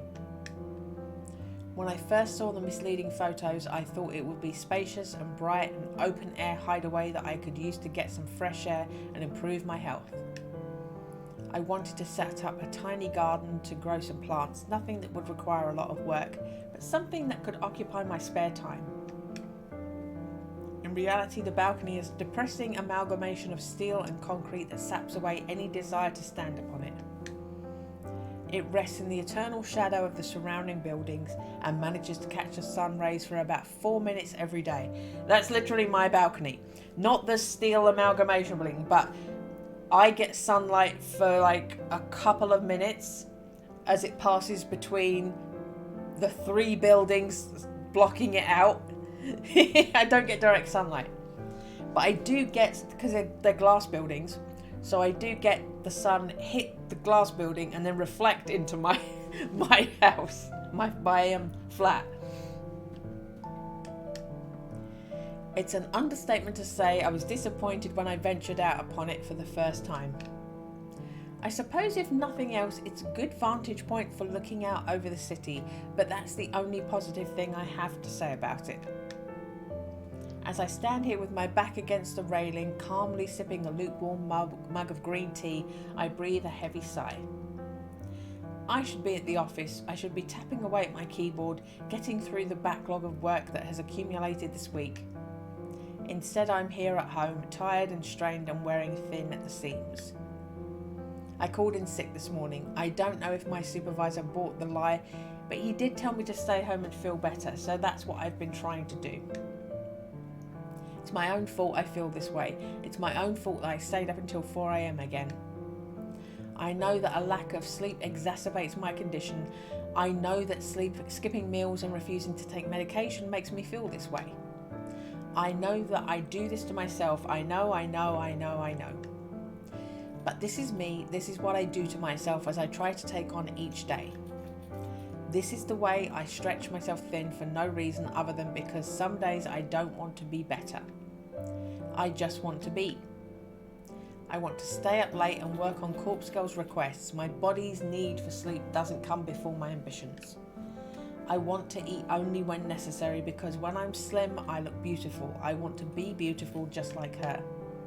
I want to skip my medication because taking the same pills every day is a hassle and expensive, and I question whether I really need them anymore. If I can just stay at home like this, I don't need the medication. I even came out to the balcony, and that counts as being outside. So why do I need to take the pills? It's true that when I skip a few days, I end up like this. I try to convince myself that I'm fine, that I'm fixed like I was some broken thing that had been magically repaired. But I end up staying inside all day with the curtains shut and my eyes locked on the screen. I know that when I stay on top of my medication, I can go to work and the park and the library without a second thought. I can get on the train and not worry about strangers breathing on me or touching me. I can go to the convenience store and leisurely look around. I even went to that restaurant last week and read a book while eating dinner, and no one even tried to cut me or abduct me. And no one tried to strangle themselves in front of me and Noriko. Can I really only go out and do those normal things because of some tiny pills that a doctor said I need? Or can I do those things because I'm actually better now?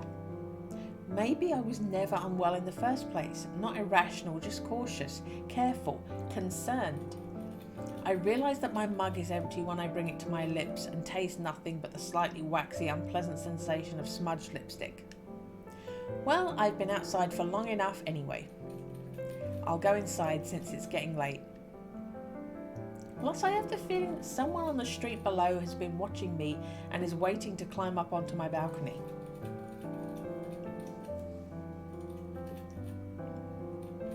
I enter my apartment, set the mug aside and retreat into my bedroom.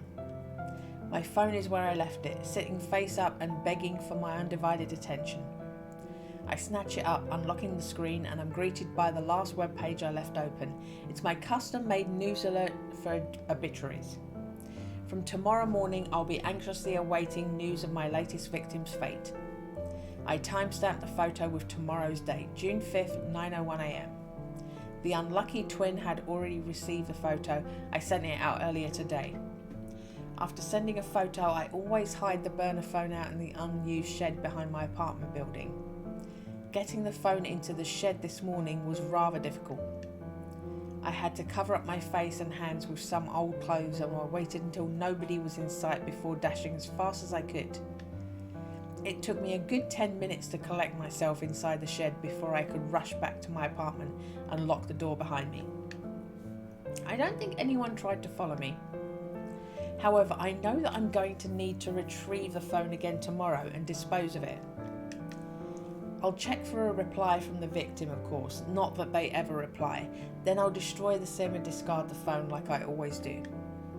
It might be difficult to get out there. It might be difficult to get out there to the shed again. On top of that, I really should go to the office. Oh, and then there's one more thing I'm supposed to do tomorrow. Kojiro wants to meet for coffee.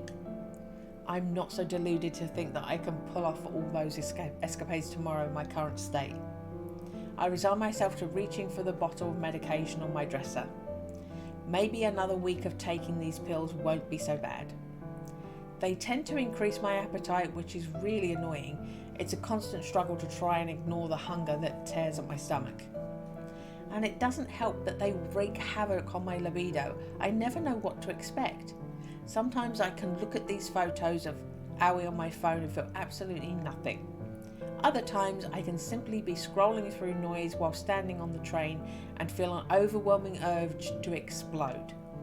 I do my best to dismiss my doubts and fears as I swallow 2 of the tiny tablets. I follow up with a sip of water from the bottle kept next to my bed, and I fight the urge to retch. I'll take a shower to freshen up.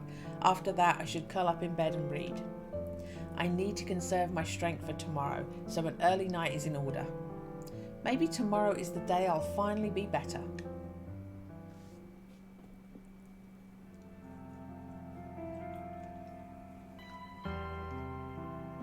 Where the hell were you yesterday?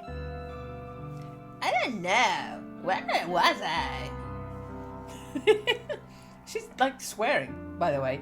Knuckles out in the UK. That is English version of that.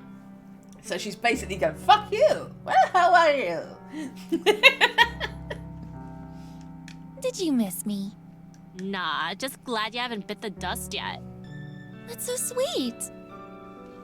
Tomoe leans in close to me, almost uncomfortably so. Listen, have you had any trouble with Corpse Girl? No, I think I'm in the clear. Well, I guess the time marked on the photo has long passed. Maybe you really are safe. Yeah. Thanks, though, Huh? Thanks for what? for thinking of me. Ah, shut up. Tomoe's face is glowing red with embarrassment. Despite our differences, our interactions regarding Corpse Girl have helped us bond a little. I'm not counting on Tomoe and I having a lasting friendship. Even just quiet peace might be expecting too much. I think it's in Tomoe's nature to want to pick fights with people, regardless of whether she's close to them or not. I wouldn't be surprised if we end up quarrelling again, no matter how much we learn to respect each other. I'm at my desk if you need me, but don't bother me, you know? She waves and leaves that cryptic statement in the air behind her. I return my attention to my computer and mark a few tasks on my list as completed. The next person to waddle up to my desk and interfere with my work is Shinya. You weren't in yesterday? Nope. Are you well? Yep. Okay. I've been meaning to speak to you about Sato. Aoi? Yes, the thing is, I'm kind of in deep water because of her not showing up to work. And then resigning immediately. Shit. I was supposed to talk to you about that, actually. It kind of slipped my mind. Oh, right. I'm sorry, Shinya. It's my fault, really. I hassled you to get Aoi a job. No. I didn't exercise due diligence. I really should have made her come in for an interview. Or I should have spoken to her myself to see if her heart was really in it. When you put it that way... Yeah, it is your fault. I'm not trying to be callous, but what he said makes sense. Listen, you couldn't have known it, but Aoi struggles a bit day to day. I'll just say she has some anxiety issues and leave it at that. Anxiety, huh? Don't tell anyone I said that. I was under the impression she's been doing a lot better, but maybe I was wrong. I guess we all have our hidden struggles, right? Right. If only he knew. Then again, maybe Shinya struggles too. Maybe dating Tomoe is his cry for help. Maybe he's going to snap one day and come into the office with a knife. Or maybe he'll discover Corpse Girl's website and request Kotomi Ada's death in retaliation for ending his career. Who knows? I can't read this guy as well as I initially thought. For the longest time, I was under the impression he had a crush on me. So what would I know? Anyway, I hope Sato feels better soon. Maybe she'll find a job that suits her one day. Maybe. Say, seeing as we're friends now and all, would you mind if I ask you a, personal question? That depends on what it is. It's related to, intercourse? Is he gonna ask her how to have sex? My face scrunches up at the word. I don't like the direction this conversation is heading in. Shouldn't this be something you talk to your girlfriend about? Yes, you're right. But I can't actually speak to her about it. You're really the only other friend I have, so... Shinya's face takes on a dark expression that's far more depressing than what he just said. I feel bad for the guy. Well, what's the question? If, hypothetically speaking, if someone pressures you into, you know... Sex? His face turns red in an instant, but the word red is written in green. Yes, that.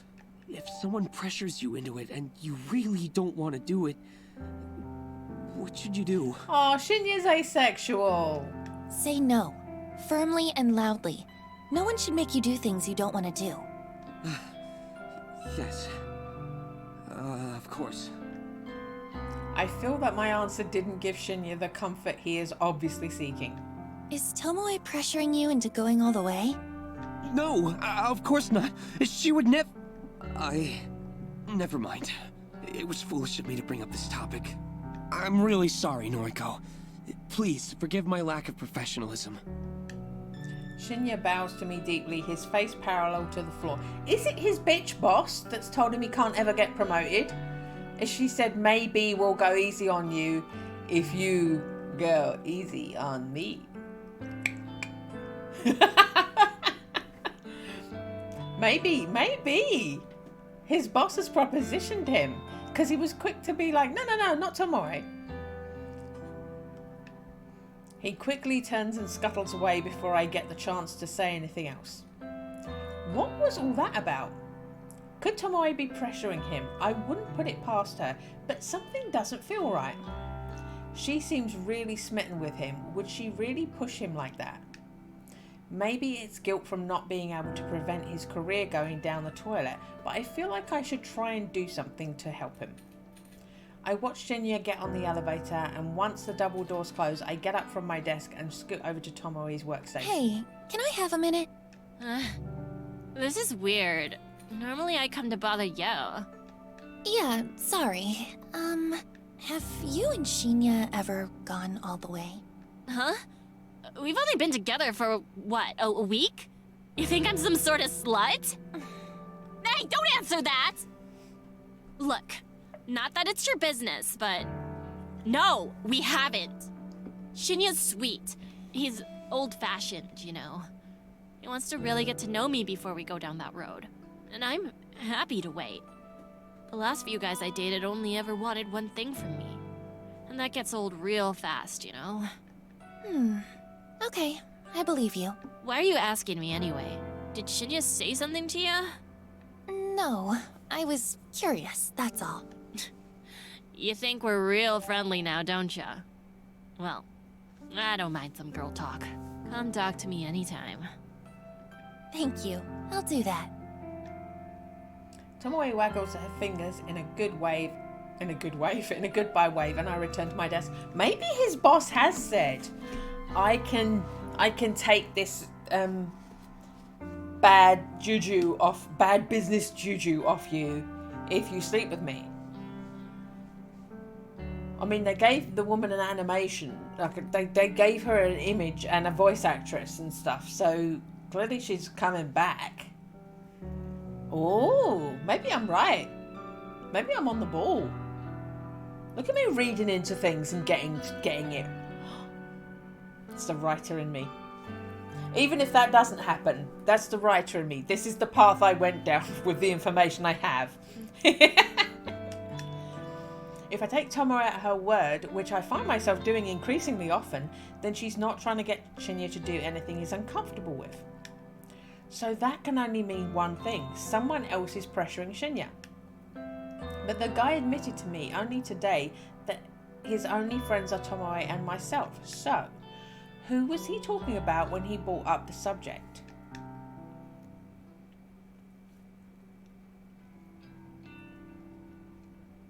I'm a little worried that I haven't received news alert for an obituary today. My latest victim, that twin woman, had her photo timestamp set to 9:01 AM this morning. If my method worked like it has the last few times, then she should be well and truly dead by now. She should have slit her own throat, or someone mysterious should have come along and slit it for her. It's not like I managed to identify how Corpse Girl's power works. I'm no closer to figuring out why her victims die. I just realised we didn't see the picture for that, did we? They've shown us the picture for the previous ones, but this one they just showed the request picture, but they didn't show what she sent them. All I know is that they do die, and yet I can't find any matching obituaries for the day. I've tried searching manually too. I can't always rely on my automatic filters to get it right after I've scoured every source I can find, and I've come up with nothing. It's possible that she hasn't killed herself yet. It's possible that she's planning to do it. Or maybe someone else is still plotting to kill her on Corpse Girl's behalf. It's also possible that this time my victim won't die. Depressingly, that puts me back at square one. My winning streak will be over before it really begins if the corpse photo has no effect. I make a mental note to discard the burner phone when I get home. I somehow forgot to get rid of it on my way to work, being so absorbed in my strict morning routine. But it's not too late. Barely 24 hours have passed since I sent out the photo. I'm not straying too far from my modus operandi. Yo, you came. Mad. Okay, he actually looks quite hot. he's looking quite hot. let's take a moment. Let's take a moment and enjoy Kojiro. That familiar halting voice snaps me out of my thoughts. Kojiro stands before me, wearing slightly cleaner clothes than the last time we met. He won't give me a last name. I so think he's related to the first victim. Either he killed the first victim, or he has the same last name as the first victim. And this whole thing is revenge. It's very possible that he has interpreted this meetup as a date and decided to wear his absolute best outfit. And damn, it is the best outfit. The smell of the morgue is only faint upon him thanks to the desperate cover-up scent of strong cologne. Hi. Can I sit? Please. Kojiro pulls up a chair and sits across from me. He's relaxed and awkward all at once. His tall, lanky form doesn't really seem to fit in with the tiny, cosy cafe he selected as our meeting point. His face-to-face dialogue and voice acting does not fit with the kind of arsehole text messaging that we get from him when we have those interactions. Waiting long? Oh, he doesn't look so hot like this. Stand at that angle again. No, not really. Great. Ordered yet? No. What do you recommend? House blend. Fantastic. Yeah, They you roast need it to here. stand at that angle. At all times. Also, the chocolate gâteau is amazing. Oh, chocolate gâteau. I'll order 2 slices. Why, are you hungry? Thank you, but I'm not hungry. Coffee is fine. Roger that. The waitress eventually comes around and Kojiro places our order in fluent French. They're very confused, seeing as they only speak Japanese. I think the waitress is taken aback as she bows politely and humbly asks him to repeat himself. Exactly what I just said. Confused Japanese woman asks Japanese man, why is he speaking French to her?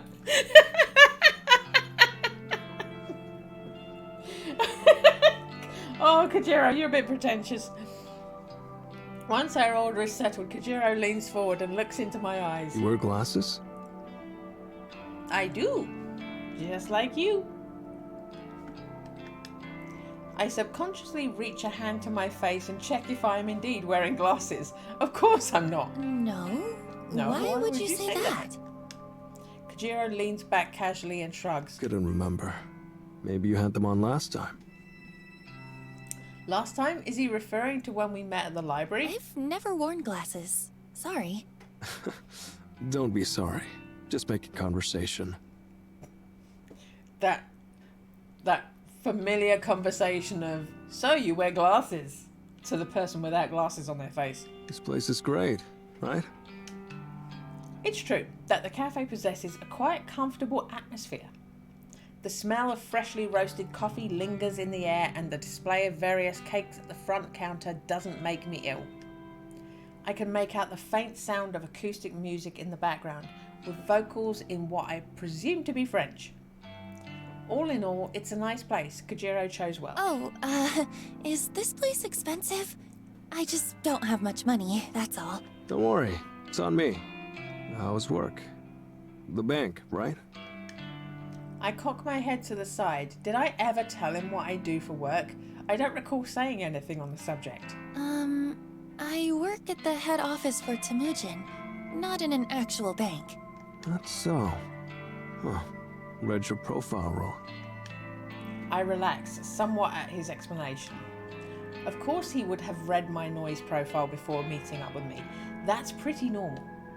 I don't keep much personal information on there, but it's true that my workplace is listed. Our conversation is put on hold as the waitress returns with 2 cups of coffee and a single slice of chocolate gâteau. She recites us a poem in Russian, because apparently that's a thing. That's how Kojiro rolls. The cake is delicate and moist, and my stomach growls in betrayal of my convictions. Kojiro thanks the waitress in French, and she once again bows in embarrassment and takes her leave. Leave her alone, she's not French! A bite? He scoops up a section of the cake with his fork and holds it out to me. I wave a hand politely and shake my head. Oh well. He takes a bite and looks immensely satisfied with his choice of dessert. Could eat if you wanted. You're skin and bones. Excuse me? Just saying, could stand to gain some weight. The nerve of him. Who would say that to a young woman? I'll have you know that I eat perfectly well. Think... Whoa. Sorry. Wasn't trying to be mean. You're gorgeous. Just saying, some cake wouldn't hurt.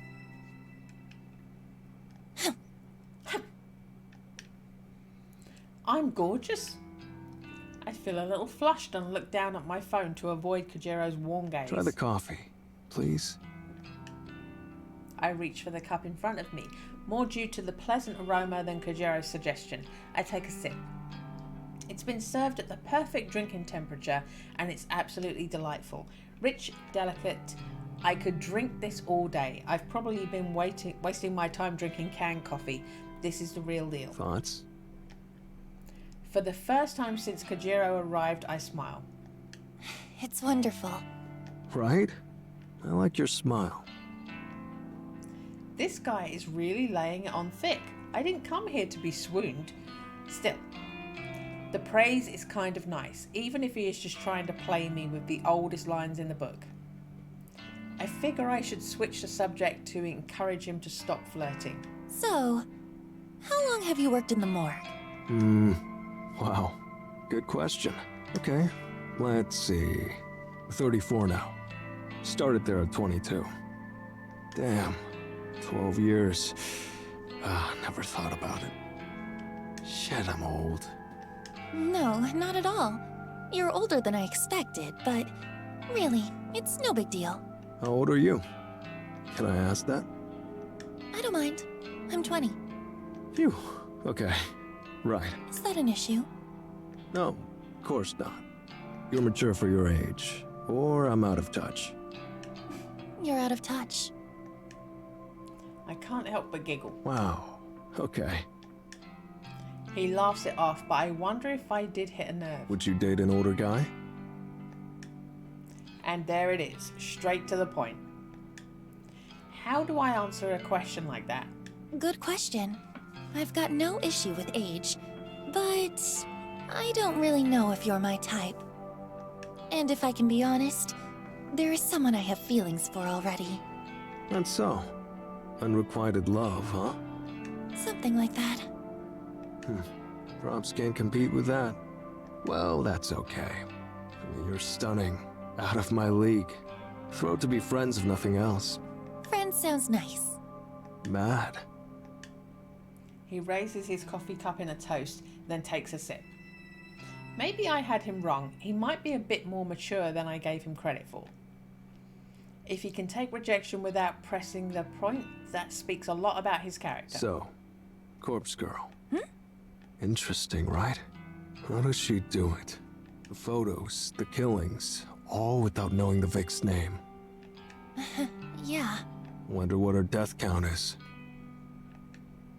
3, 4 if I'm lucky. I try not to say this out loud. Eiichi Hanada. Car crash. Was it planned?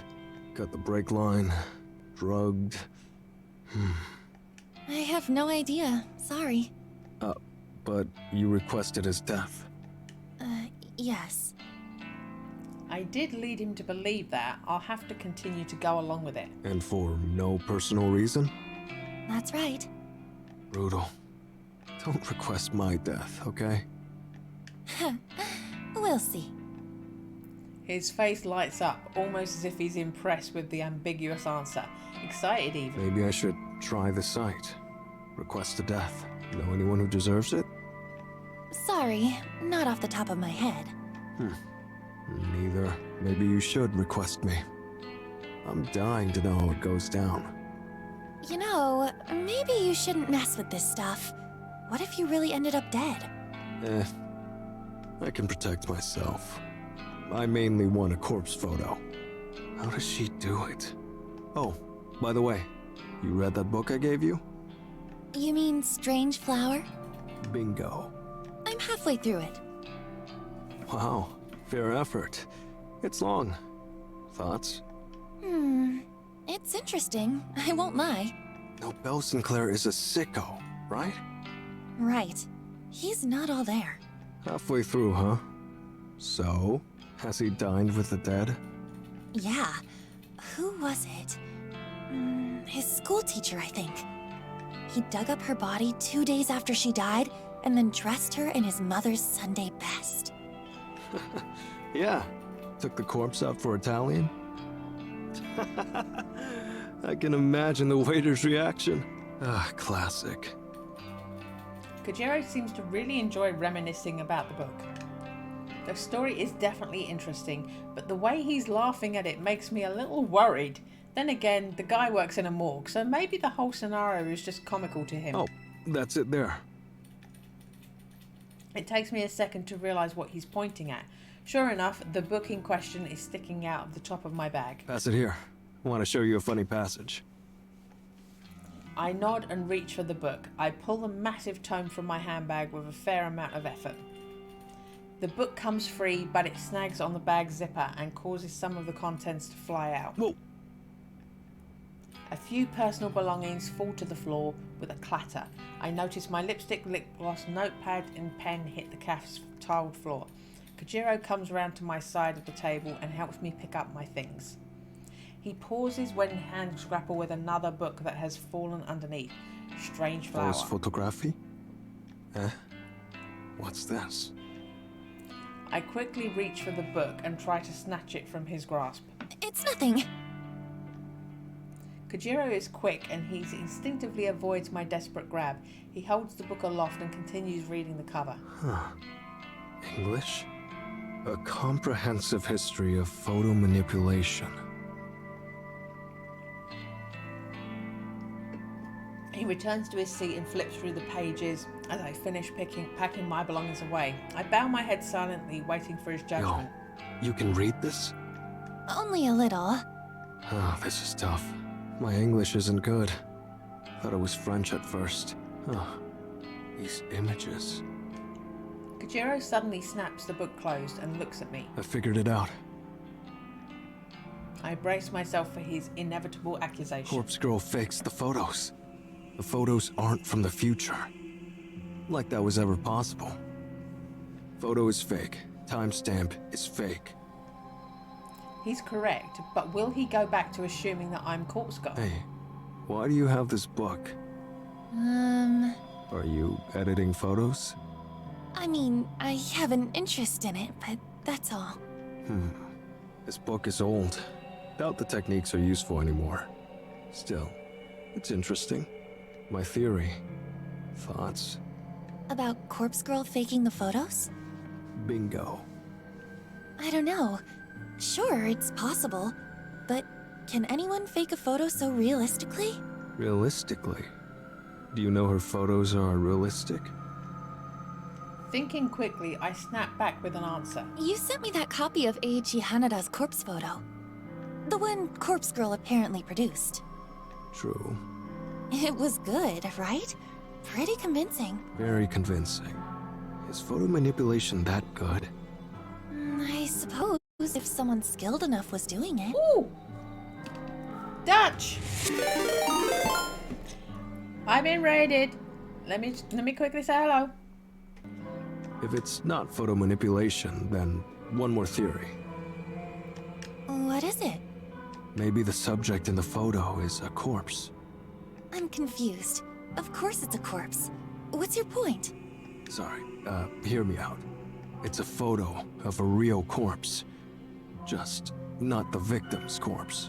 Corpse Girl acquires a real corpse, dresses it up, just like in Strange Flower. Thank you for the lurk, Dutch. Thank you for the raid. Do your post-stream ablutions. There's nothing like an ablution. A good old ablute. Go and ablute yourself. Have fun with it. Thank you so much. She makes it look like the Vic. It's convincing because it's real.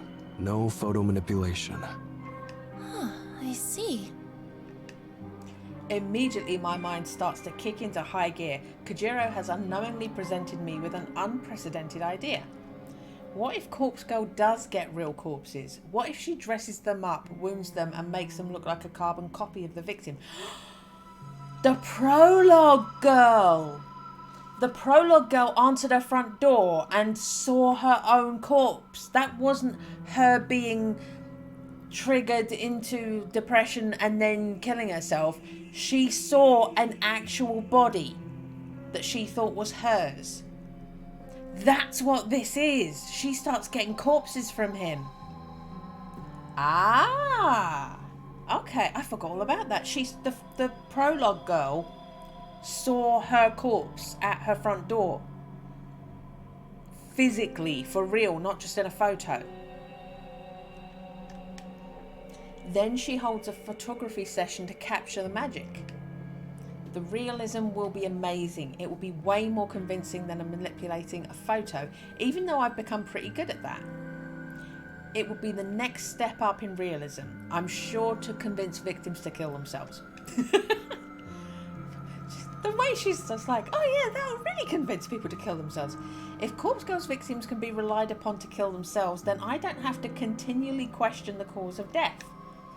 I wouldn't need to worry about whether some mysterious third party is wandering around slaying people on Corpse Girl's behalf. All of the deaths would be caused by suicide. It would be predictable. Conquering victims would be simply a matter of forging a convincing enough corpse replica. But the legwork involved in acquiring corpses would be... That's it. The answer is sitting right in front of me, with a smudge of chocolate cake on his chin and an empty coffee cup resting in his hands. Say, hypothetically, would it be easy for Corpse Girl to even have access to dead bodies? Legal ramifications aside, could she possibly have a source of cadavers to desecrate at will? Yeah, it's not impossible. Take someone like me. I have the morgue. I'm there alone, mostly. Someone like Corpse Girl makes me an offer, I'd give away spare corpses, no problem.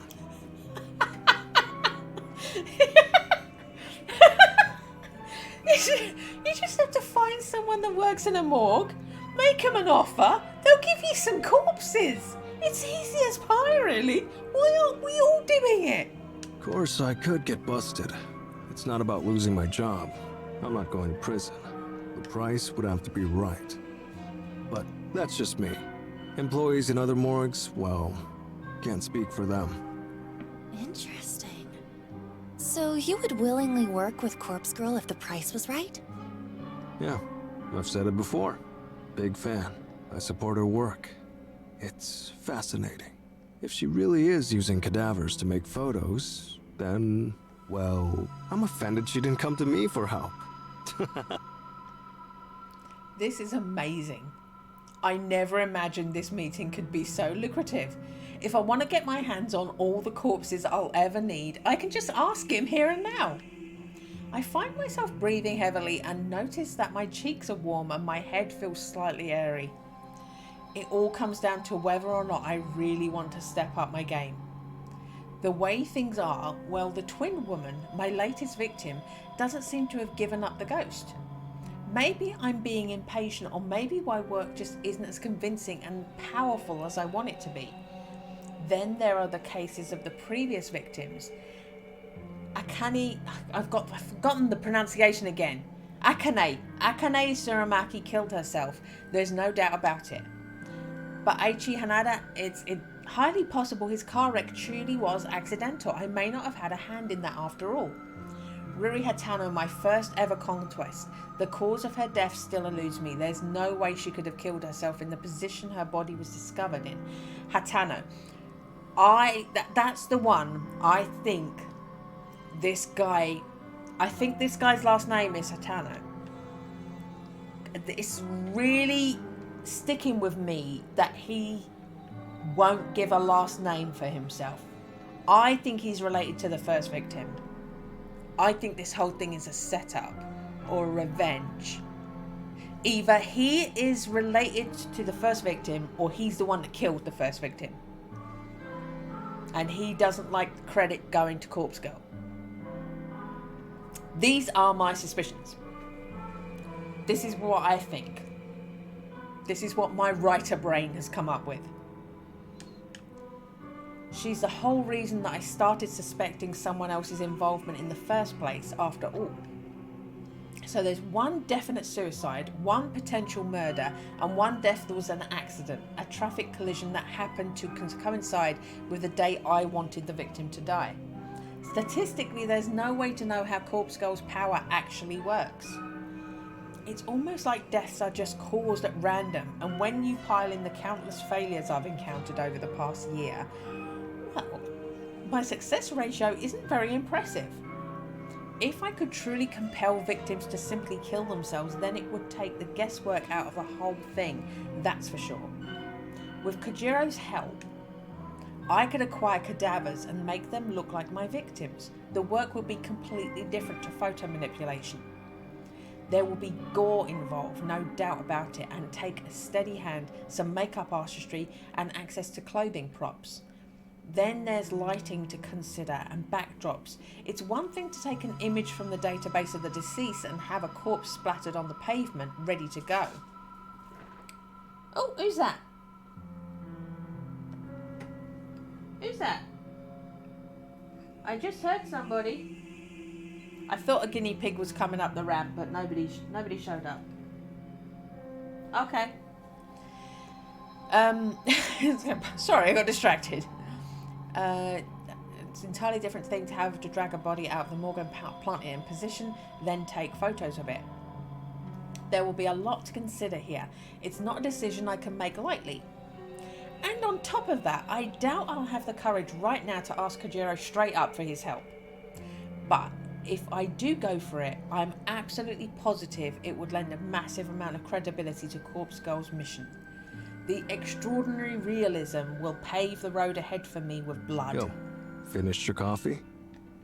Oh, I quickly take a sip and drain the cup. that was delicious. Thank you for treating me. Very welcome. Shall we head off? Yes, let's. Any plans for the night? I'm going to dream of corpses. Topanga! Hello, it was you. I thought I heard you coming. Yes, sorry I can't hang out longer. No problem. I had fun. Kojiro stands up and conjures his wallet. He leaves a few bills on the table and then steps towards me. I stand up too, and playing my best hand, I quickly lean forward and plant a soft kiss on his cheek. The maneuver is surprisingly difficult thanks to his height, and I don't think I pull it off as gracefully as I had planned. Oh, Thank you for the date. Will I see you again? I give him my best alluring look as I bat my eyelids gently. yeah, of course. He slowly rubs his cheek with tender fingers, amazed that I just kissed him. Bye-bye now. I spin and make a beeline for the exit. That's the way you get a woman 14 years younger than you, guys. You talk to her about cadavers and how easily you would sell one to a stranger. That's how you get a 20-year-old to like you. Who knew? It's the secret formula.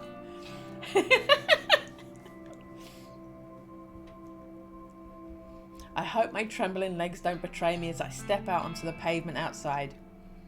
It's not in my nature to try and seduce somebody for my benefit, so much so that my attempt at it has left me feeling rather queasy. I don't know if I pulled it off, but now that I've left the cafe, I can't look back to see what effect I had on Kojiro, if any. I cross the road and a shiver runs down my spine. I hope I'm prepared for what I'm getting myself into.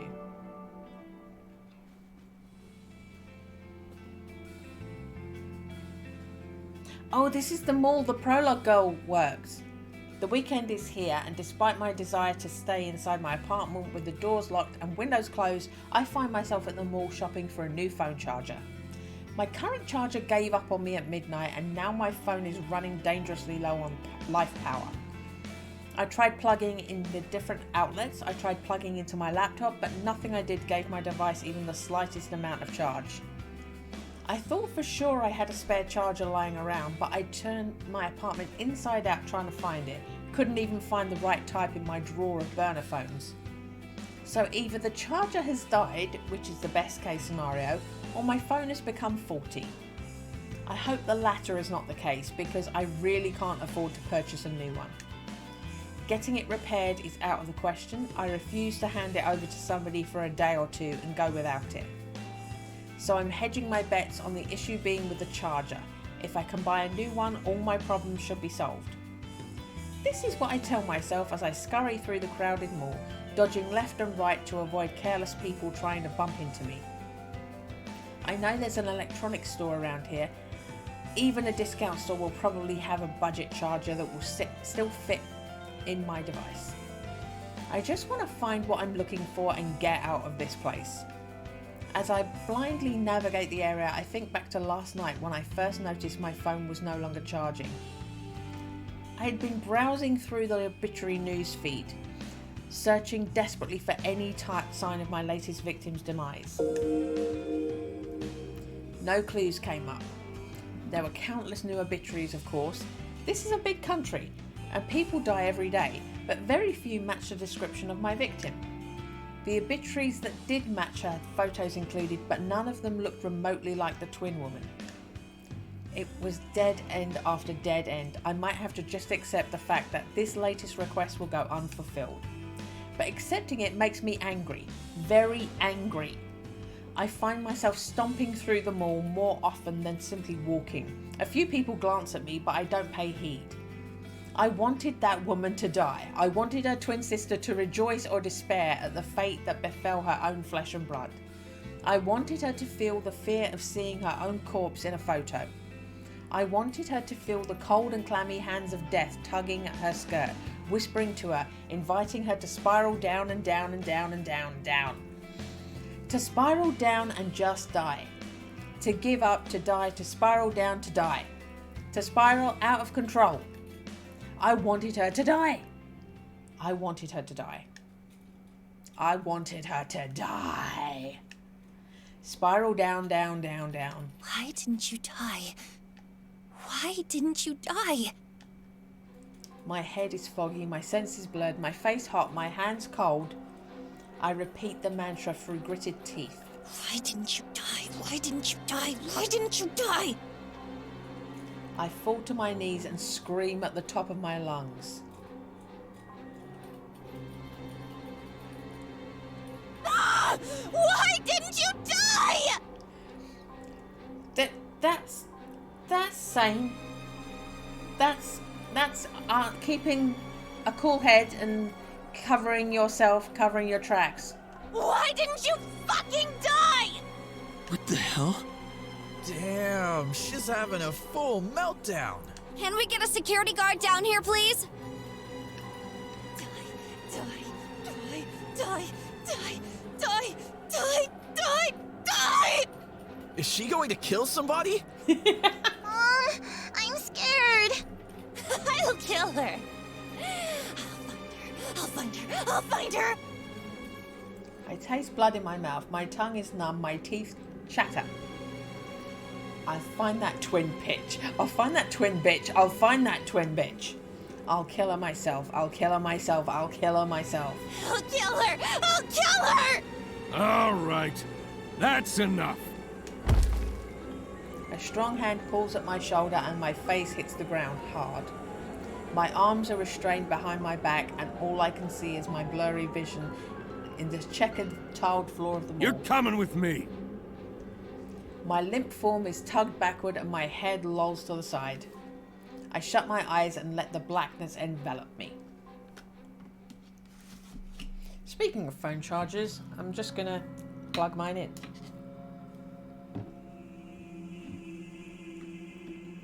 Ooh. There we go. A stinging ice-cold pack bites against my cheek and rudely awakens me from my stupor. I don't know where I am. I don't remember why I'm here. But the sudden chill spreading across my face is nice, almost soothing. I realise that somebody, a tall man, is holding the ice pack to my cheek and he motions for me to take hold of it myself. I reach a sluggish hand to grab the ice pack and continue to press it against my skin. The man walks around a chair I'm seated in and stands behind a simple wooden desk to face me. You can imagine my surprise when I recognized you. Oh, it's her neighbour! Her neighbour's a security guard. Huh?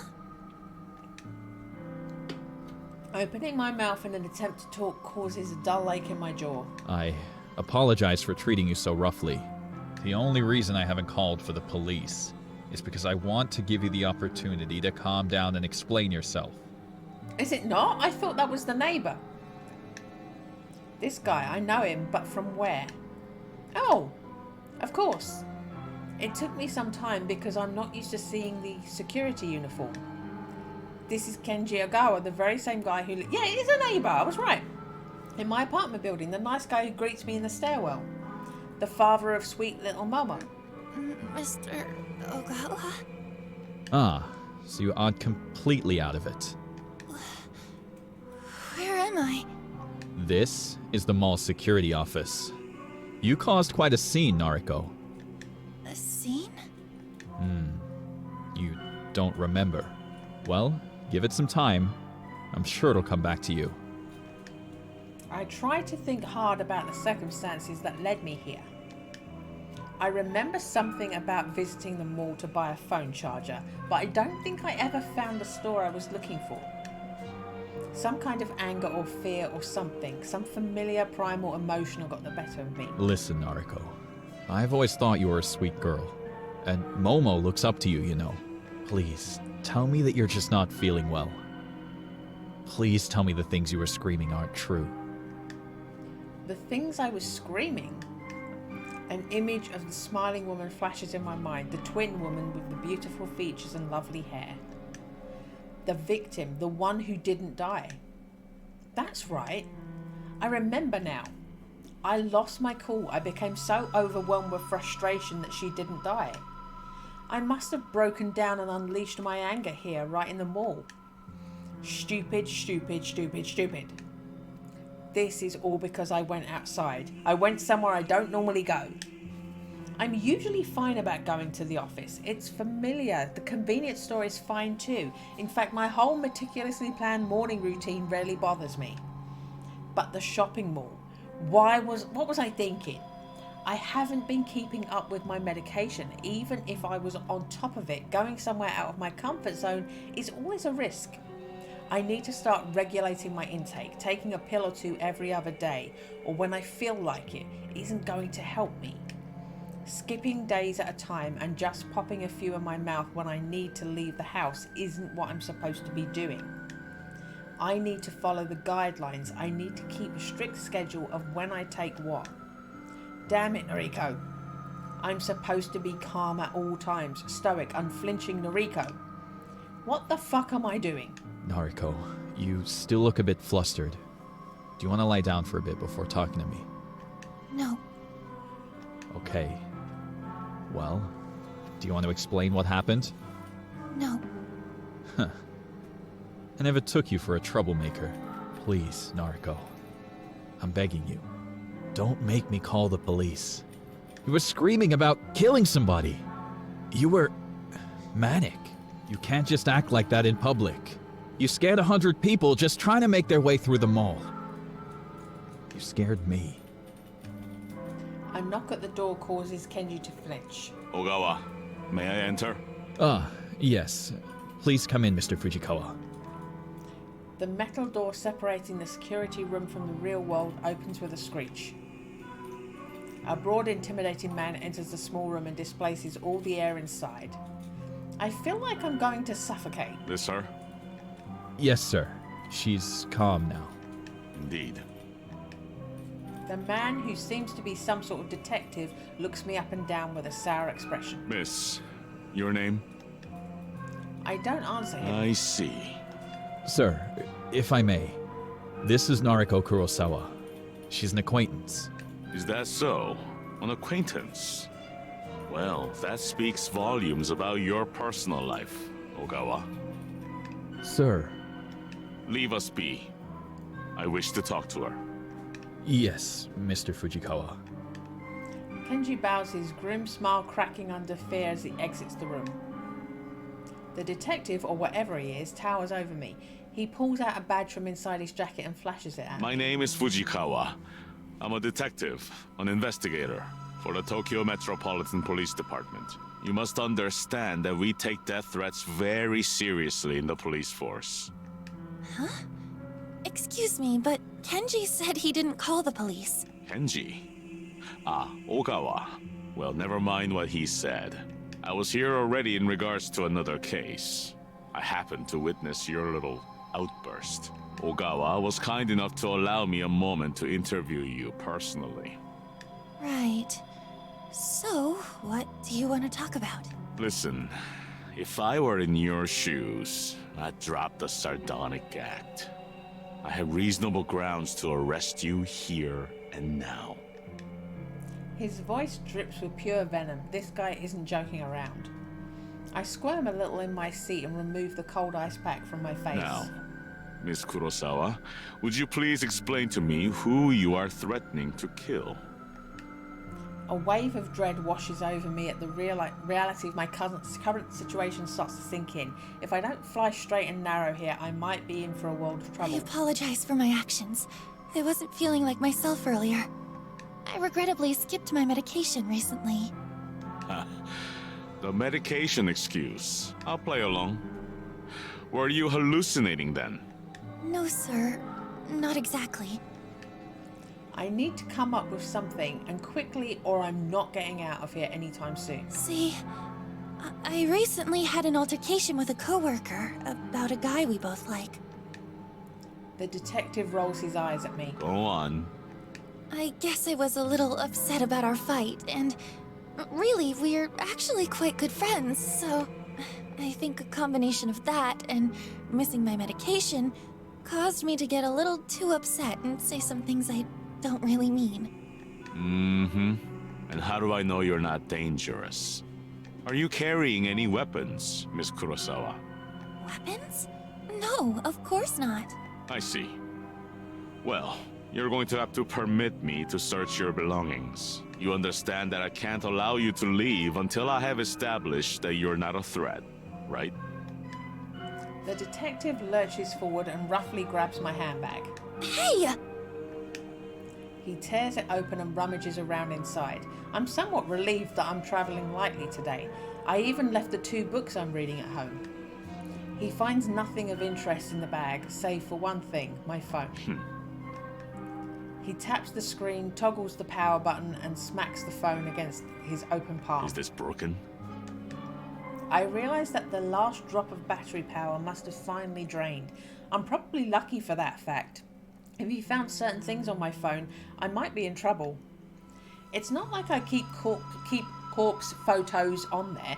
That's what my collection of burner phones is for.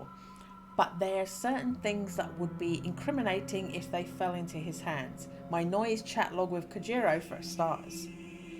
And then there are those images of Aoi and Tomoe, that famous singer that had her phone hacked and her private photos uploaded to the net. Aoi knows I have her photos, she's okay with it. Tomoe doesn't know about hers. That would be hard to explain.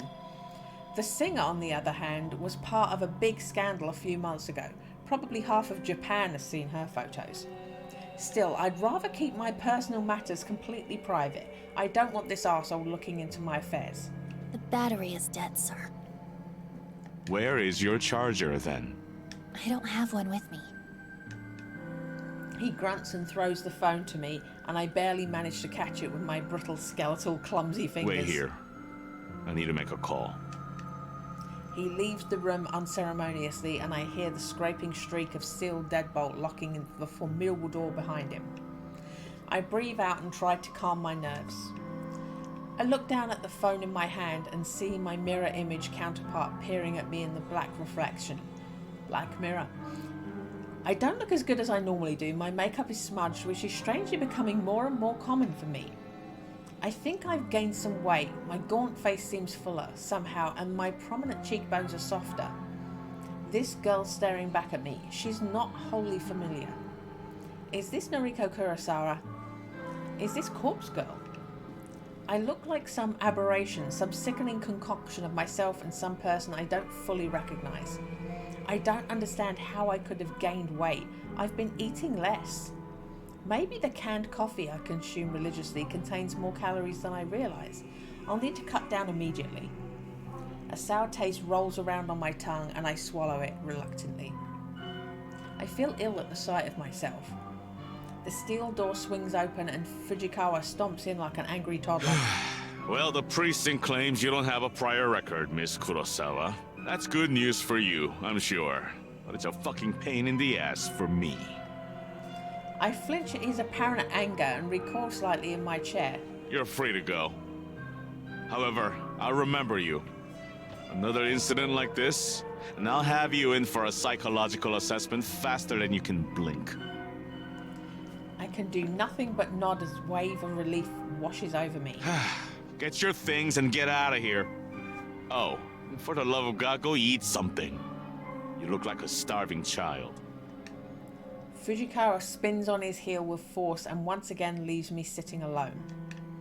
I take a minute to collect my thoughts before picking up my belongings and shoving them into my handbag. As I leave the security office, I spot Kenji standing outside the door. He bows his head meekly. Take care, Noriko. Yeah. He doesn't lift his head as I walk away.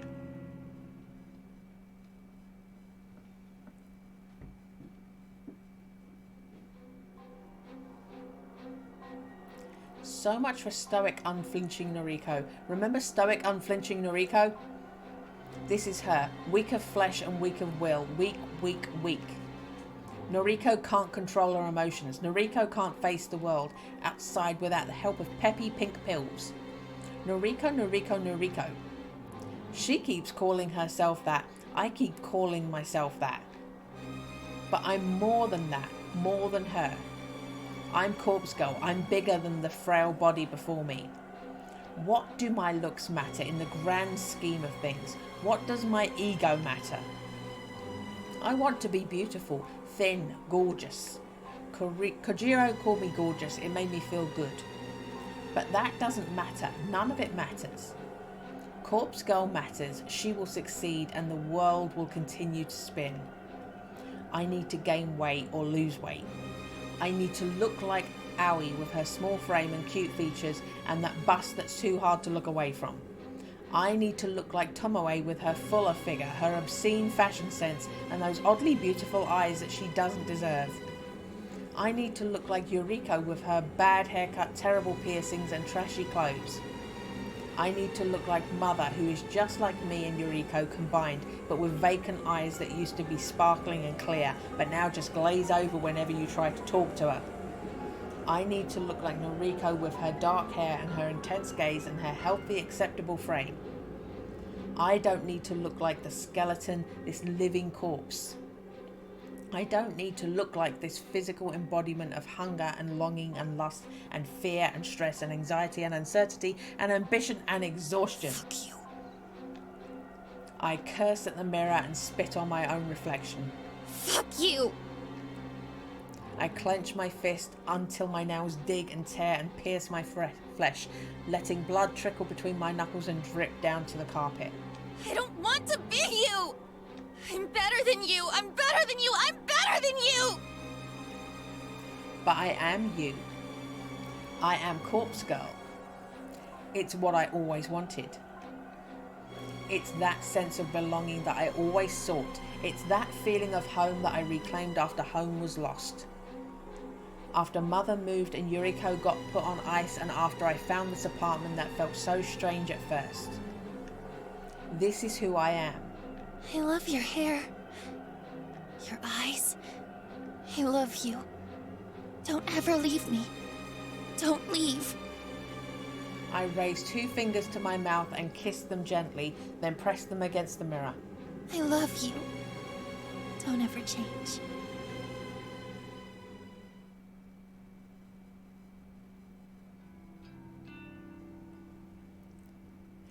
Okay.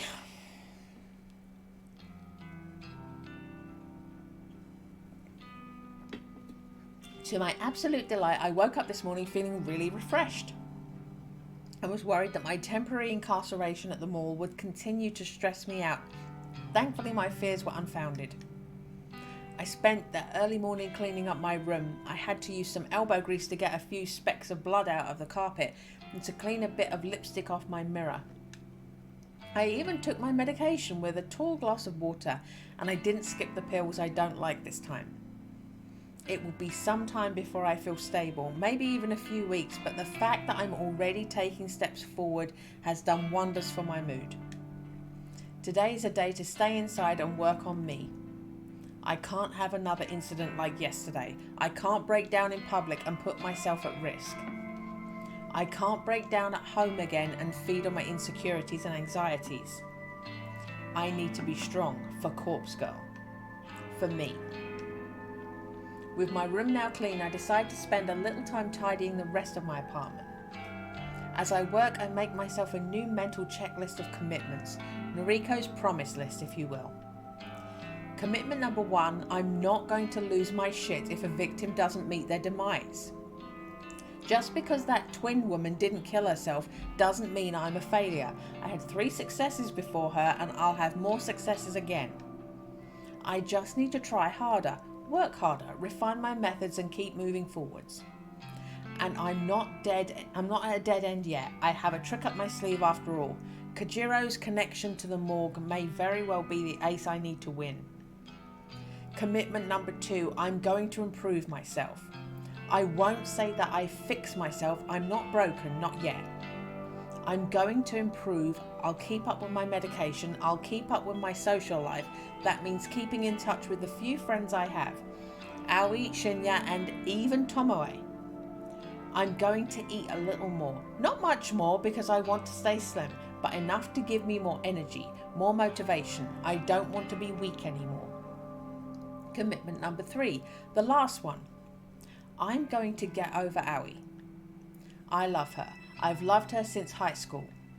In those days, she always stood by me. My insecurities and anxieties never pushed her away. She knew what I was going through, what I still go through, and she could relate to me. She has her own compulsions and anxiety to deal with, so I can't lean on her like I used to. Instead, it's my turn to help her out. But I will move on from obsessing over her. She isn't ready for a relationship, and she explained all of the reasons why when she rejected me so long ago. Clinging to the hope that one day we'll be together isn't good for my current state. I need to be moving on, moving forward. I need to let go. She is and always will be my dearest friend. I'll always love her, but I will let her remain simply my friend, and I will find someone else to call a lover. This last commitment really makes me feel like a weight has been lifted off my chest.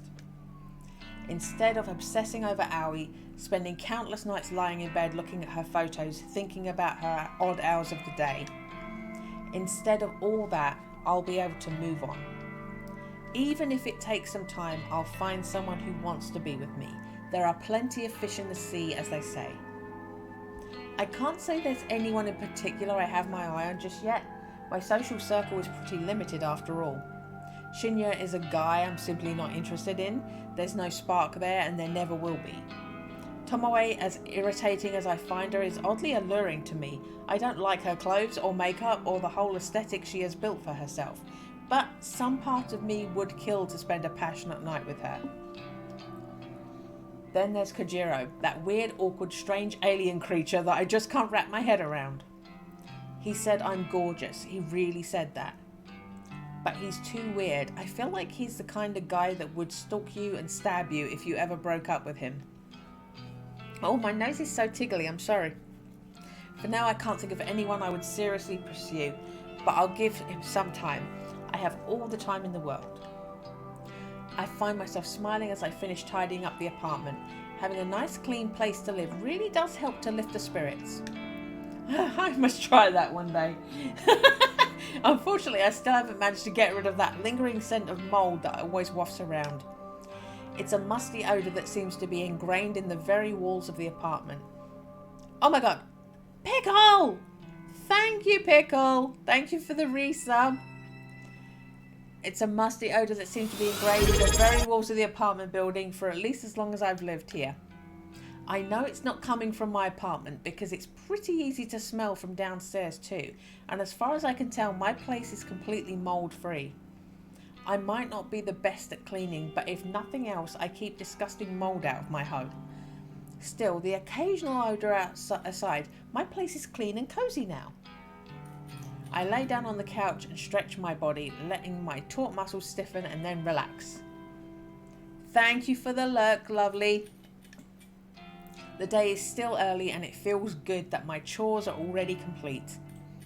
The icing on the cake is the fact that Corpse Girl has 2 new requests sitting patiently in her inbox. I logged in earlier and saw them, but decided to sort out my cleaning first. Now I can reward myself by spending the rest of the day working on the new requests. I can hardly contain my excitement at the prospect. 2 requests to work on is better than I could hope for, and I'm sure at least one of these new victims will fall. My positive attitude will go a long way to ensuring my success this time. Unable to restrain myself anymore, I snatch up my laptop from its charging point next to the couch. I flip open the lid and gaze at the photos that I downloaded earlier. My 2 new victims, fresh blood. The first is an older male, maybe in his 50s, typical businessman type. He might as well be a clone of every other nondescript man you see on the subway, at the supermarket, on TV. If I had to guess, I'd take a leap and say his miserable wife wants him out of the picture. Maybe she's unhappy with their finances, or she's having an affair, or she's just tired of his clone face and his clone personality. Regardless, someone wants this unremarkable man removed from the face of this unremarkable world. The second victim is much, much more interesting. 2 things strike me as noteworthy about this photo. Firstly, the cleavage, of course. Secondly, the image is a photograph of a photograph. Somebody has snapped a picture of an actual physical photo and uploaded it to the site. The photograph is in good condition, as though the owner values it above all else. The signature is scribbled across it in white ink. It's an autographed photo of someone who is perhaps moderately famous. I don't recognise the woman in question, and the signature is such a mess that I can't make out even a single kanji in her name. Regardless, I would be willing to bet that disgruntled fan is requesting her death. If she's an idol or a singer or an actor, it wouldn't be unheard of for something like this to happen. A fanboy gets to meet her a few times, they shake hands at events, whatever, he asks her out and she politely declines.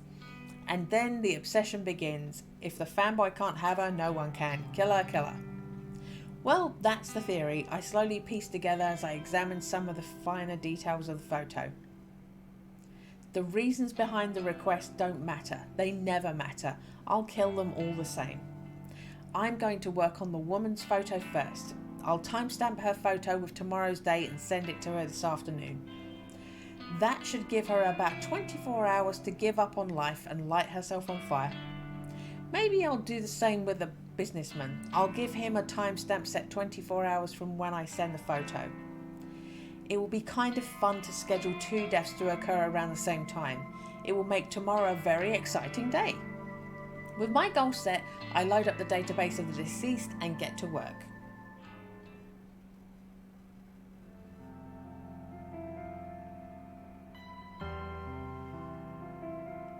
June 8th is one of my brother's birthdays.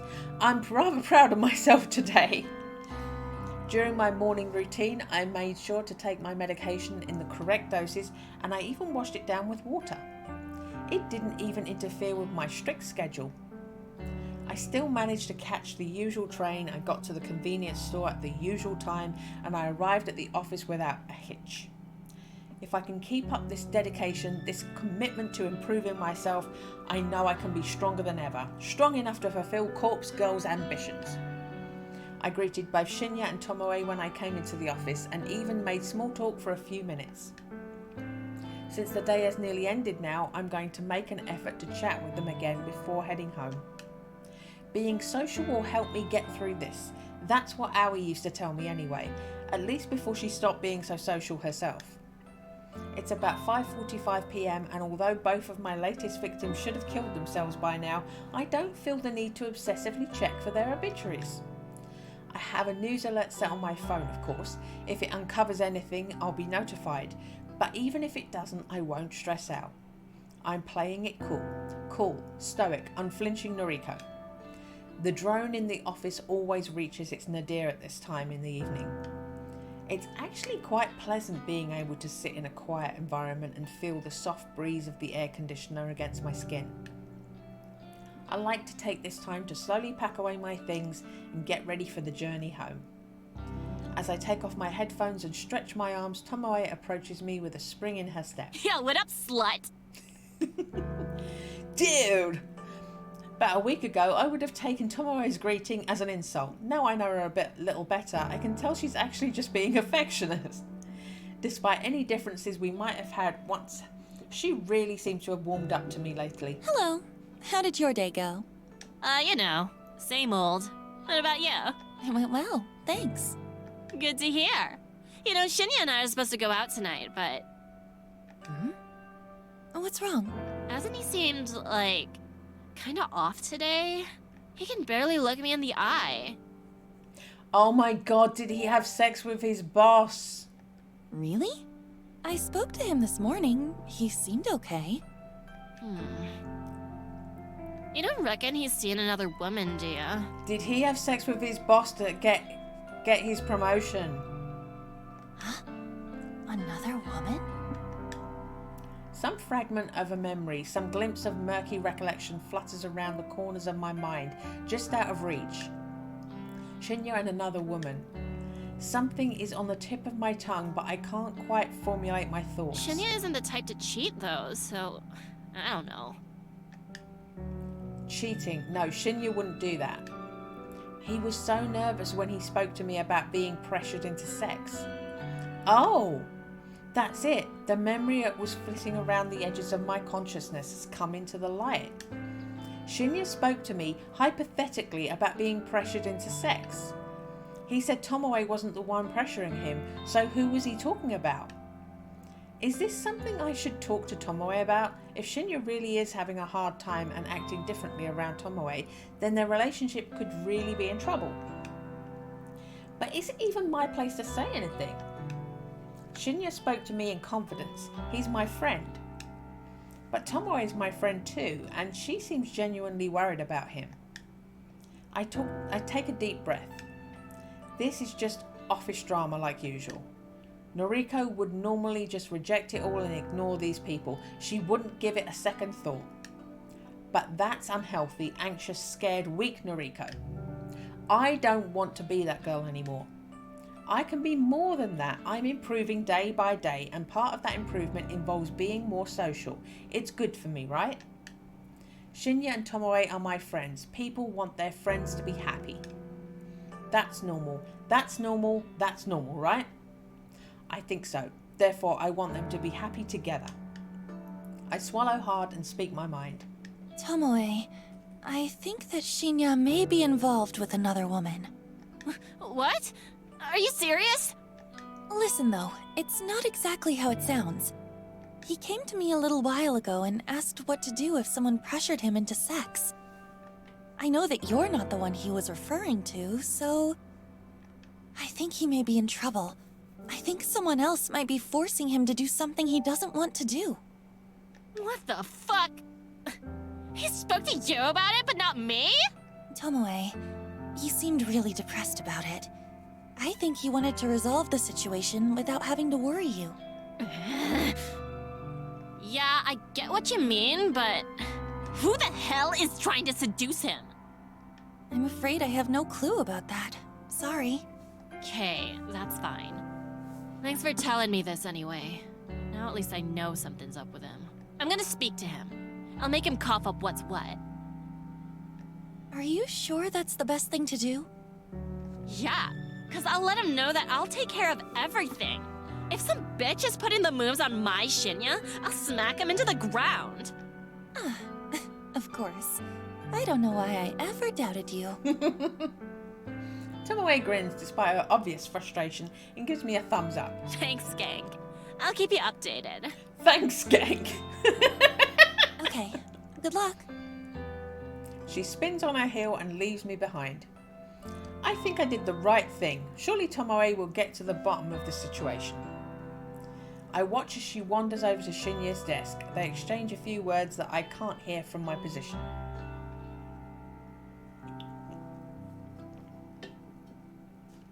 Tomoe then leaves and Shinya sluggishly lowers his head to rest against his desk.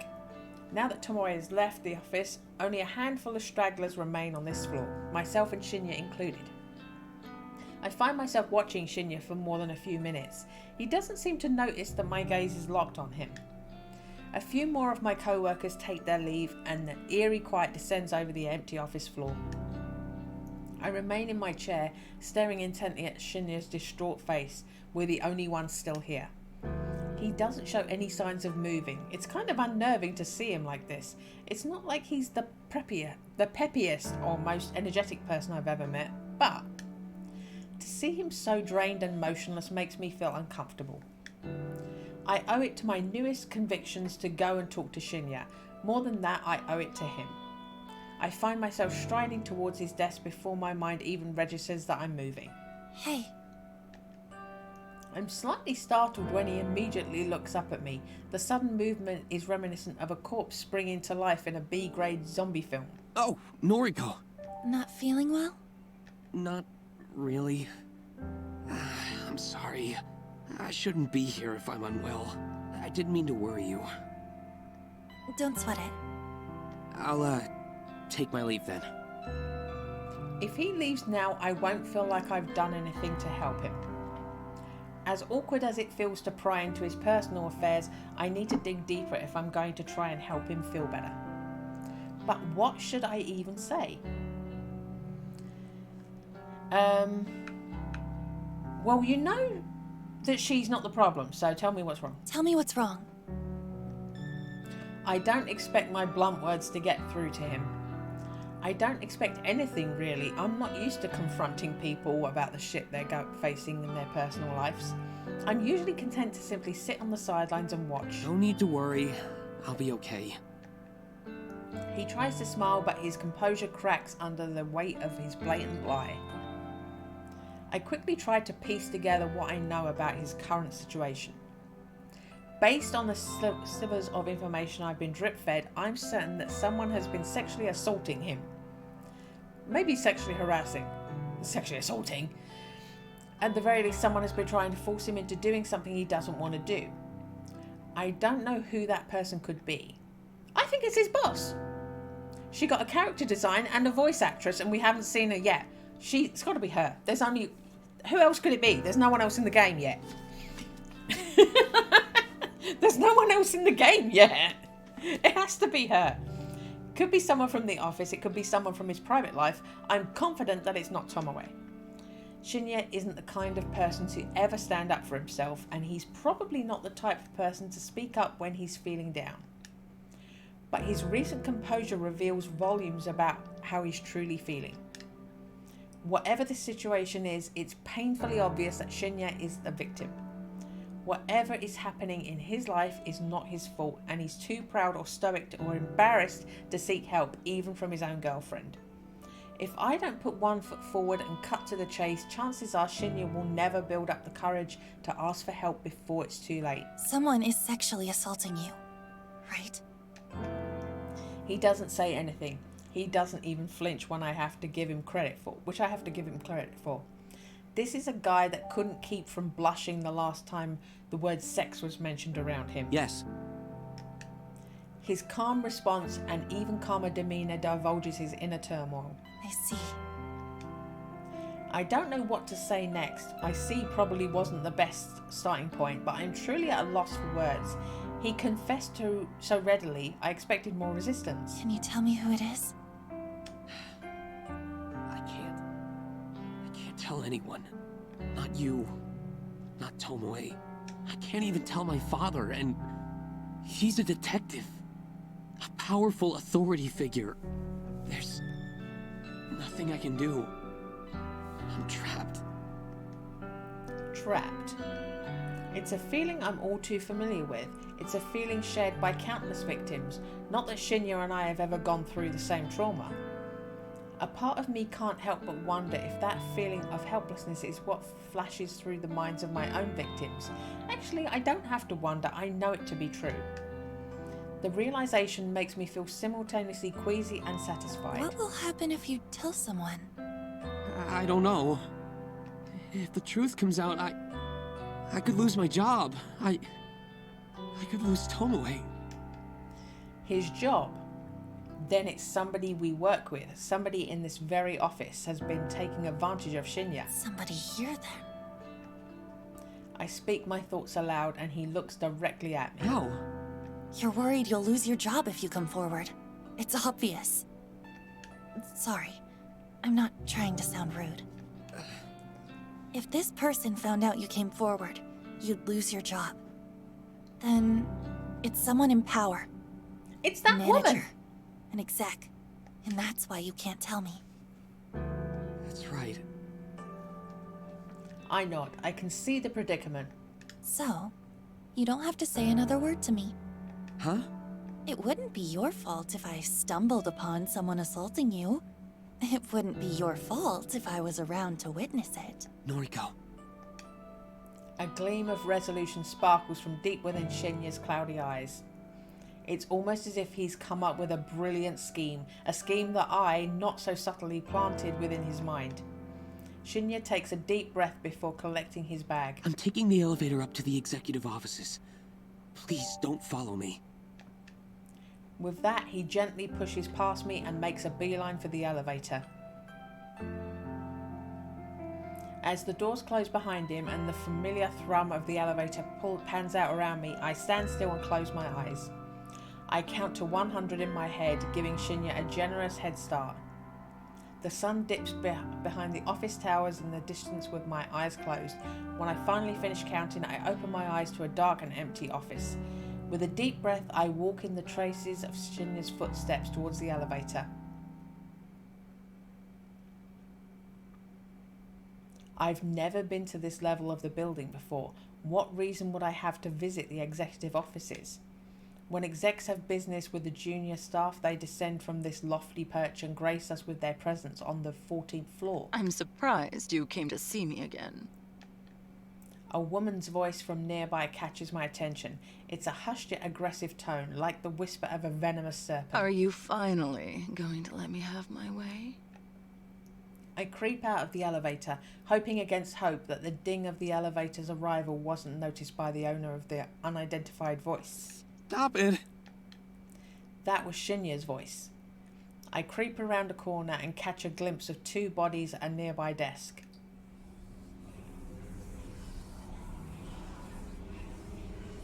Come on now. I'm tired of playing games with you. You want to please me, don't you? I'm your superior, after all. How can you expect to get ahead in this company without sucking up to your superiors? Kotami Ada. The executive with Shinya's career in her hands, the very same woman who blamed Shinya for the mishap with hiring Aoi. I said it was you. There weren't any other suspects, so I'm on the ball there. So that whole situation was more in depth than I thought. I originally thought it was never about Aoi. It was about holding power over Shinya. Miss Ida, please, I just came here to... Oh, shh, I don't want to hear it. Take your shirt off. I swallow hard. I knew that Shinya was in trouble, but I didn't expect things to escalate this quickly. I don't have time to think rationally. I stride forward rather loudly and purposefully bump into a desk sending a potted plant tumbling to the carpeted floor with a dull thwomp.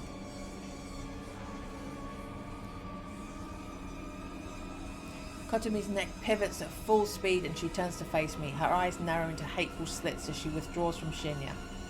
Within seconds, Kotomi has abandoned Shinya and drawn close to me. Kurosawa, what in hell's name do you think you're doing here? This level is for executives only. I should have you thrown out of here by security. Fujikawa isn't an executive either, Miss Ida. And he looks quite at home here. Shinya stands in the background, shyly tidying his shirt. Kotomi's eyes somehow narrow even further, to the point where I'm certain she can't possibly see anything. Fujikawa's business here is none of your concern, Kurosawa. Leave. Now, or I'll have you forcefully removed. I fold my arms over my chest and dig my heels into the ground. I'm not one for confrontation. I'm not one to hold my ground against a powerful adversary. And yet this vivid image of Tomoe has boomed in my mind.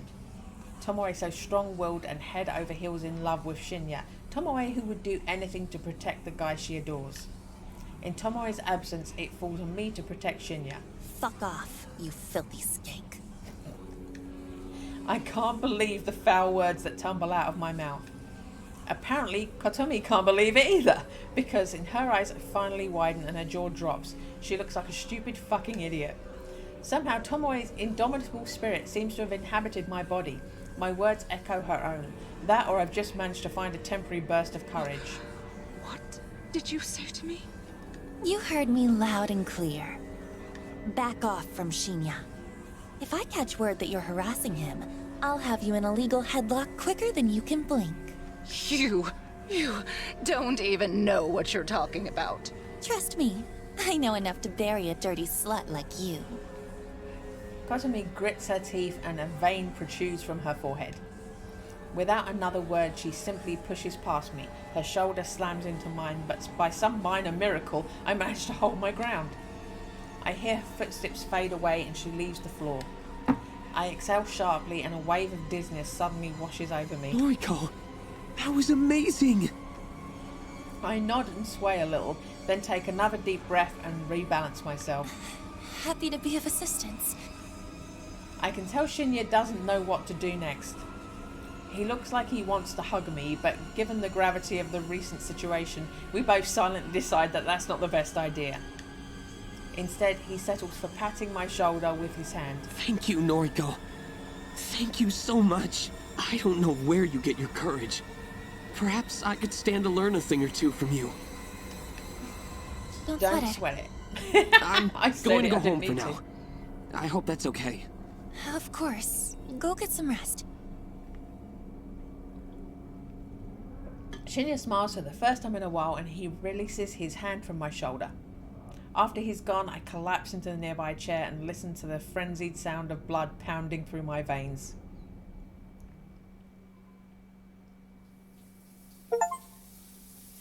Forge a bond with Shinya. Got an achievement. So that's clearly the choices I'm making. Maybe I wouldn't have got that scene if I didn't make that choice. Steam and suds fill my vision as a pleasant torrent of hot water sprays across my body. The tiles on the shower wall are polished to a pearly sheen, so much so that I can see my own hulking and beautifully ugly reflection in them. The shadow in the reflection has dark matted hair in her eyes. I don't know if she can see me like I can see her. I wipe my hair from my eyes and stare into space, trying to shake the abstract thoughts from my mind. It isn't until my phone springs to life from the bathroom countertop that my thoughts return to the present. I startle at the noise. I peer through the shower's glass door, but it's impossible to make out the name flashing on the phone screen, thanks to the steam that has fogged up the glass. Aoi's the only person who regularly calls me, so it could be her ringing. Or it could be a spam caller trying to sell me something I really don't need, but I may just cave in and buy it anyway, because it's a nice feeling that someone thought to call me. I open the shower door and tiptoe out, my wet, dripping body causing pools of water to form on the bathroom floor. A deft hand snatches up my phone and I clutch it to my chest as I retreat back into the shower. The water never stopped running and it greets me with a welcome warmth as I bask in it once more. My phone is a fairly new model, so it's conveniently waterproof. I take advantage of this feature on occasion. It's nice to be able to submerge myself in water and browse the web to truly escape my own thoughts. Heavy droplets smack against the phone and dribble down, but my eyes ignore them as they scan the screen.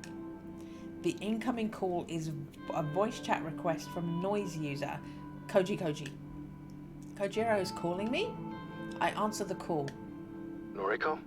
Hey. Hi. Good time? Sure. Mad. Wanted to tell you something. I saw a post on... This call has static. Sorry, it's just the shower running. Oh, in the shower? Yeah? Huh. Okay.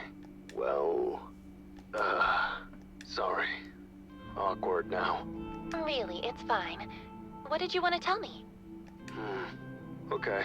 Saw a new post on Noise Chan today. Posted this afternoon. Might interest you.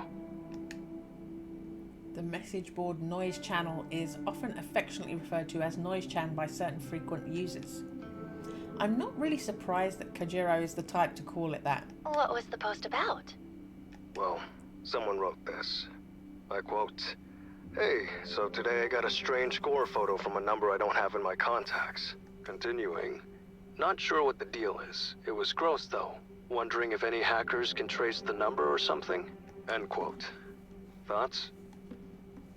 A strange gore photo from a number I don't have in my contacts. Sounds like Corpse Girl is struck again. Right? Thought the same thing. I wonder who wrote the post. Kojiro mentioned the post was written today, and the original poster wrote that they received a photo today.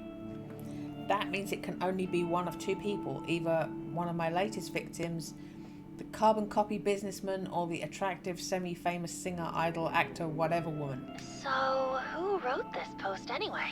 Don't know. Anonymous. Of course, it was a stupid question. No one would attach their name to such a strange post. Was hoping you could tell me. How would I know? Well, you're Corpse Girl, right? This again, Kojiro just doesn't let it slide. Why does he suspect me now? What did I do this time? It's okay. We can discuss later. Oh yeah, the original post has a reply. It does? I'll read it too. Quote, "You got this too? Was the gore photo a picture of yourself? I'm worried. Received a similar pic from the same number. Continuing, thinking about contacting the police. Not sure if I'm overreacting." End quote. So the first post received a reply. Interesting, very interesting. Both posters talked about receiving a photo. That can only mean that one of them is the boring businessman and one of them is the semi-famous woman. However, the fact that they've taken the discussion online instead of just slitting their own throats is rather troubling. Were the photos not convincing enough to make them kill themselves, or not enticing enough to summon another entity to snuff out their souls? Was this attempt just a repeat of the failure I had with the twin woman? Anyway, enjoy your shower. Let's talk tomorrow, Corpse Girl. Before I can interject, Kojiro ends the call. Shit, he's once again assuming the true identity. He's assuming correctly, but that's beside the point. Well, maybe it doesn't matter too much. Maybe this will actually save me some time and effort. If he already knows I'm Corpse Girl, it should be easy to strike a deal with him in exchange for access to fresh supply of cadavers. That's if I decide to walk that path and take this game to the next level. Thinking it through, I may very well have to go ahead and do that. My last 3 victims have not ended their lives as I planned. My success rate is very, very low. That's a depressing fact, and one that the old Noriko would probably have thrown a tantrum over. But not me. Not new and improved Noriko. I turn off the running water and step out of the shower. A shiver scuttles down my spine like a spider as the cold, damp air clings to my naked form. Throwing my phone onto the bathroom counter, I reach for a towel and wrap it around my corpulent, emaciated body. The thick flab on my skeletal arms jiggle as I dry myself off. When I'm satisfied that my fleshy, cadaverous body is completely dry, I grab a second towel and wrap it around my hair. A cursory glance in the mirror as I leave the bathroom reveals my gaunt face and prominent cheekbones. So she thinks she's too fat and too thin at the same time. I get the feeling that even though I've been gaining weight, I'm thinning out more and more. Although my body isn't perfect, I'm still in love with my eyes. I wouldn't change a thing about them. While my frame simultaneously grows plumper and slimmer, I hope my eyes will always stay the same. I flick off the bathroom light as I exit. Entering my bedroom, I sit down on the bed with a towel around my body and another one around my hair. My laptop is lying open on the sheets, so I pull it towards me. A few clever keywords and a search engine quickly leads me to the post on Noise channel that Kojiro just informed me about. Sure enough, he was telling the truth. The original poster submitted this just today, and the follow-up reply was submitted shortly after. I skim through the text to see if there are any clues about either poster's identity. However, nothing really stands out. I'll retrain my assumptions that the two latest victims created these posts. I spend a little time applying various moisturising creams to my skin before getting dressed in my bedwear. I'm feeling pretty relaxed by the time I finish. Perhaps I'll spend the rest of the evening reading a book in bed. Or I could try and plan out my next move with Kojiro. Should I come forward and claim my identity and request access to his morgue? It's a big step. This seems to be the time for me to make a bold move. I can't keep working on requests that are doomed to fail. I need to start succeeding. For me, for Corpse Girl. I pull my laptop to me once more and begin to brainstorm my plans. Yes. Ah! She was on her own on the gurney when we started. Now he's with her. Okay. Our title screen keeps changing. Okay. So we still... Act 1 is a long act. We still haven't ended Act 1, which is what I was planning. I'm over 4 hours. I've been reading out loud for the entire time, and I'm getting a little bit sore. So next week, we'll be back next week. I've made some predictions. Some of my predictions were right. Some of my predictions started to head that way and then veered off and caught me by surprise. I'm doing all right with this. I think I'm judging a lot of it pretty good, but I'm still being taken by surprise. So they've written it pretty good.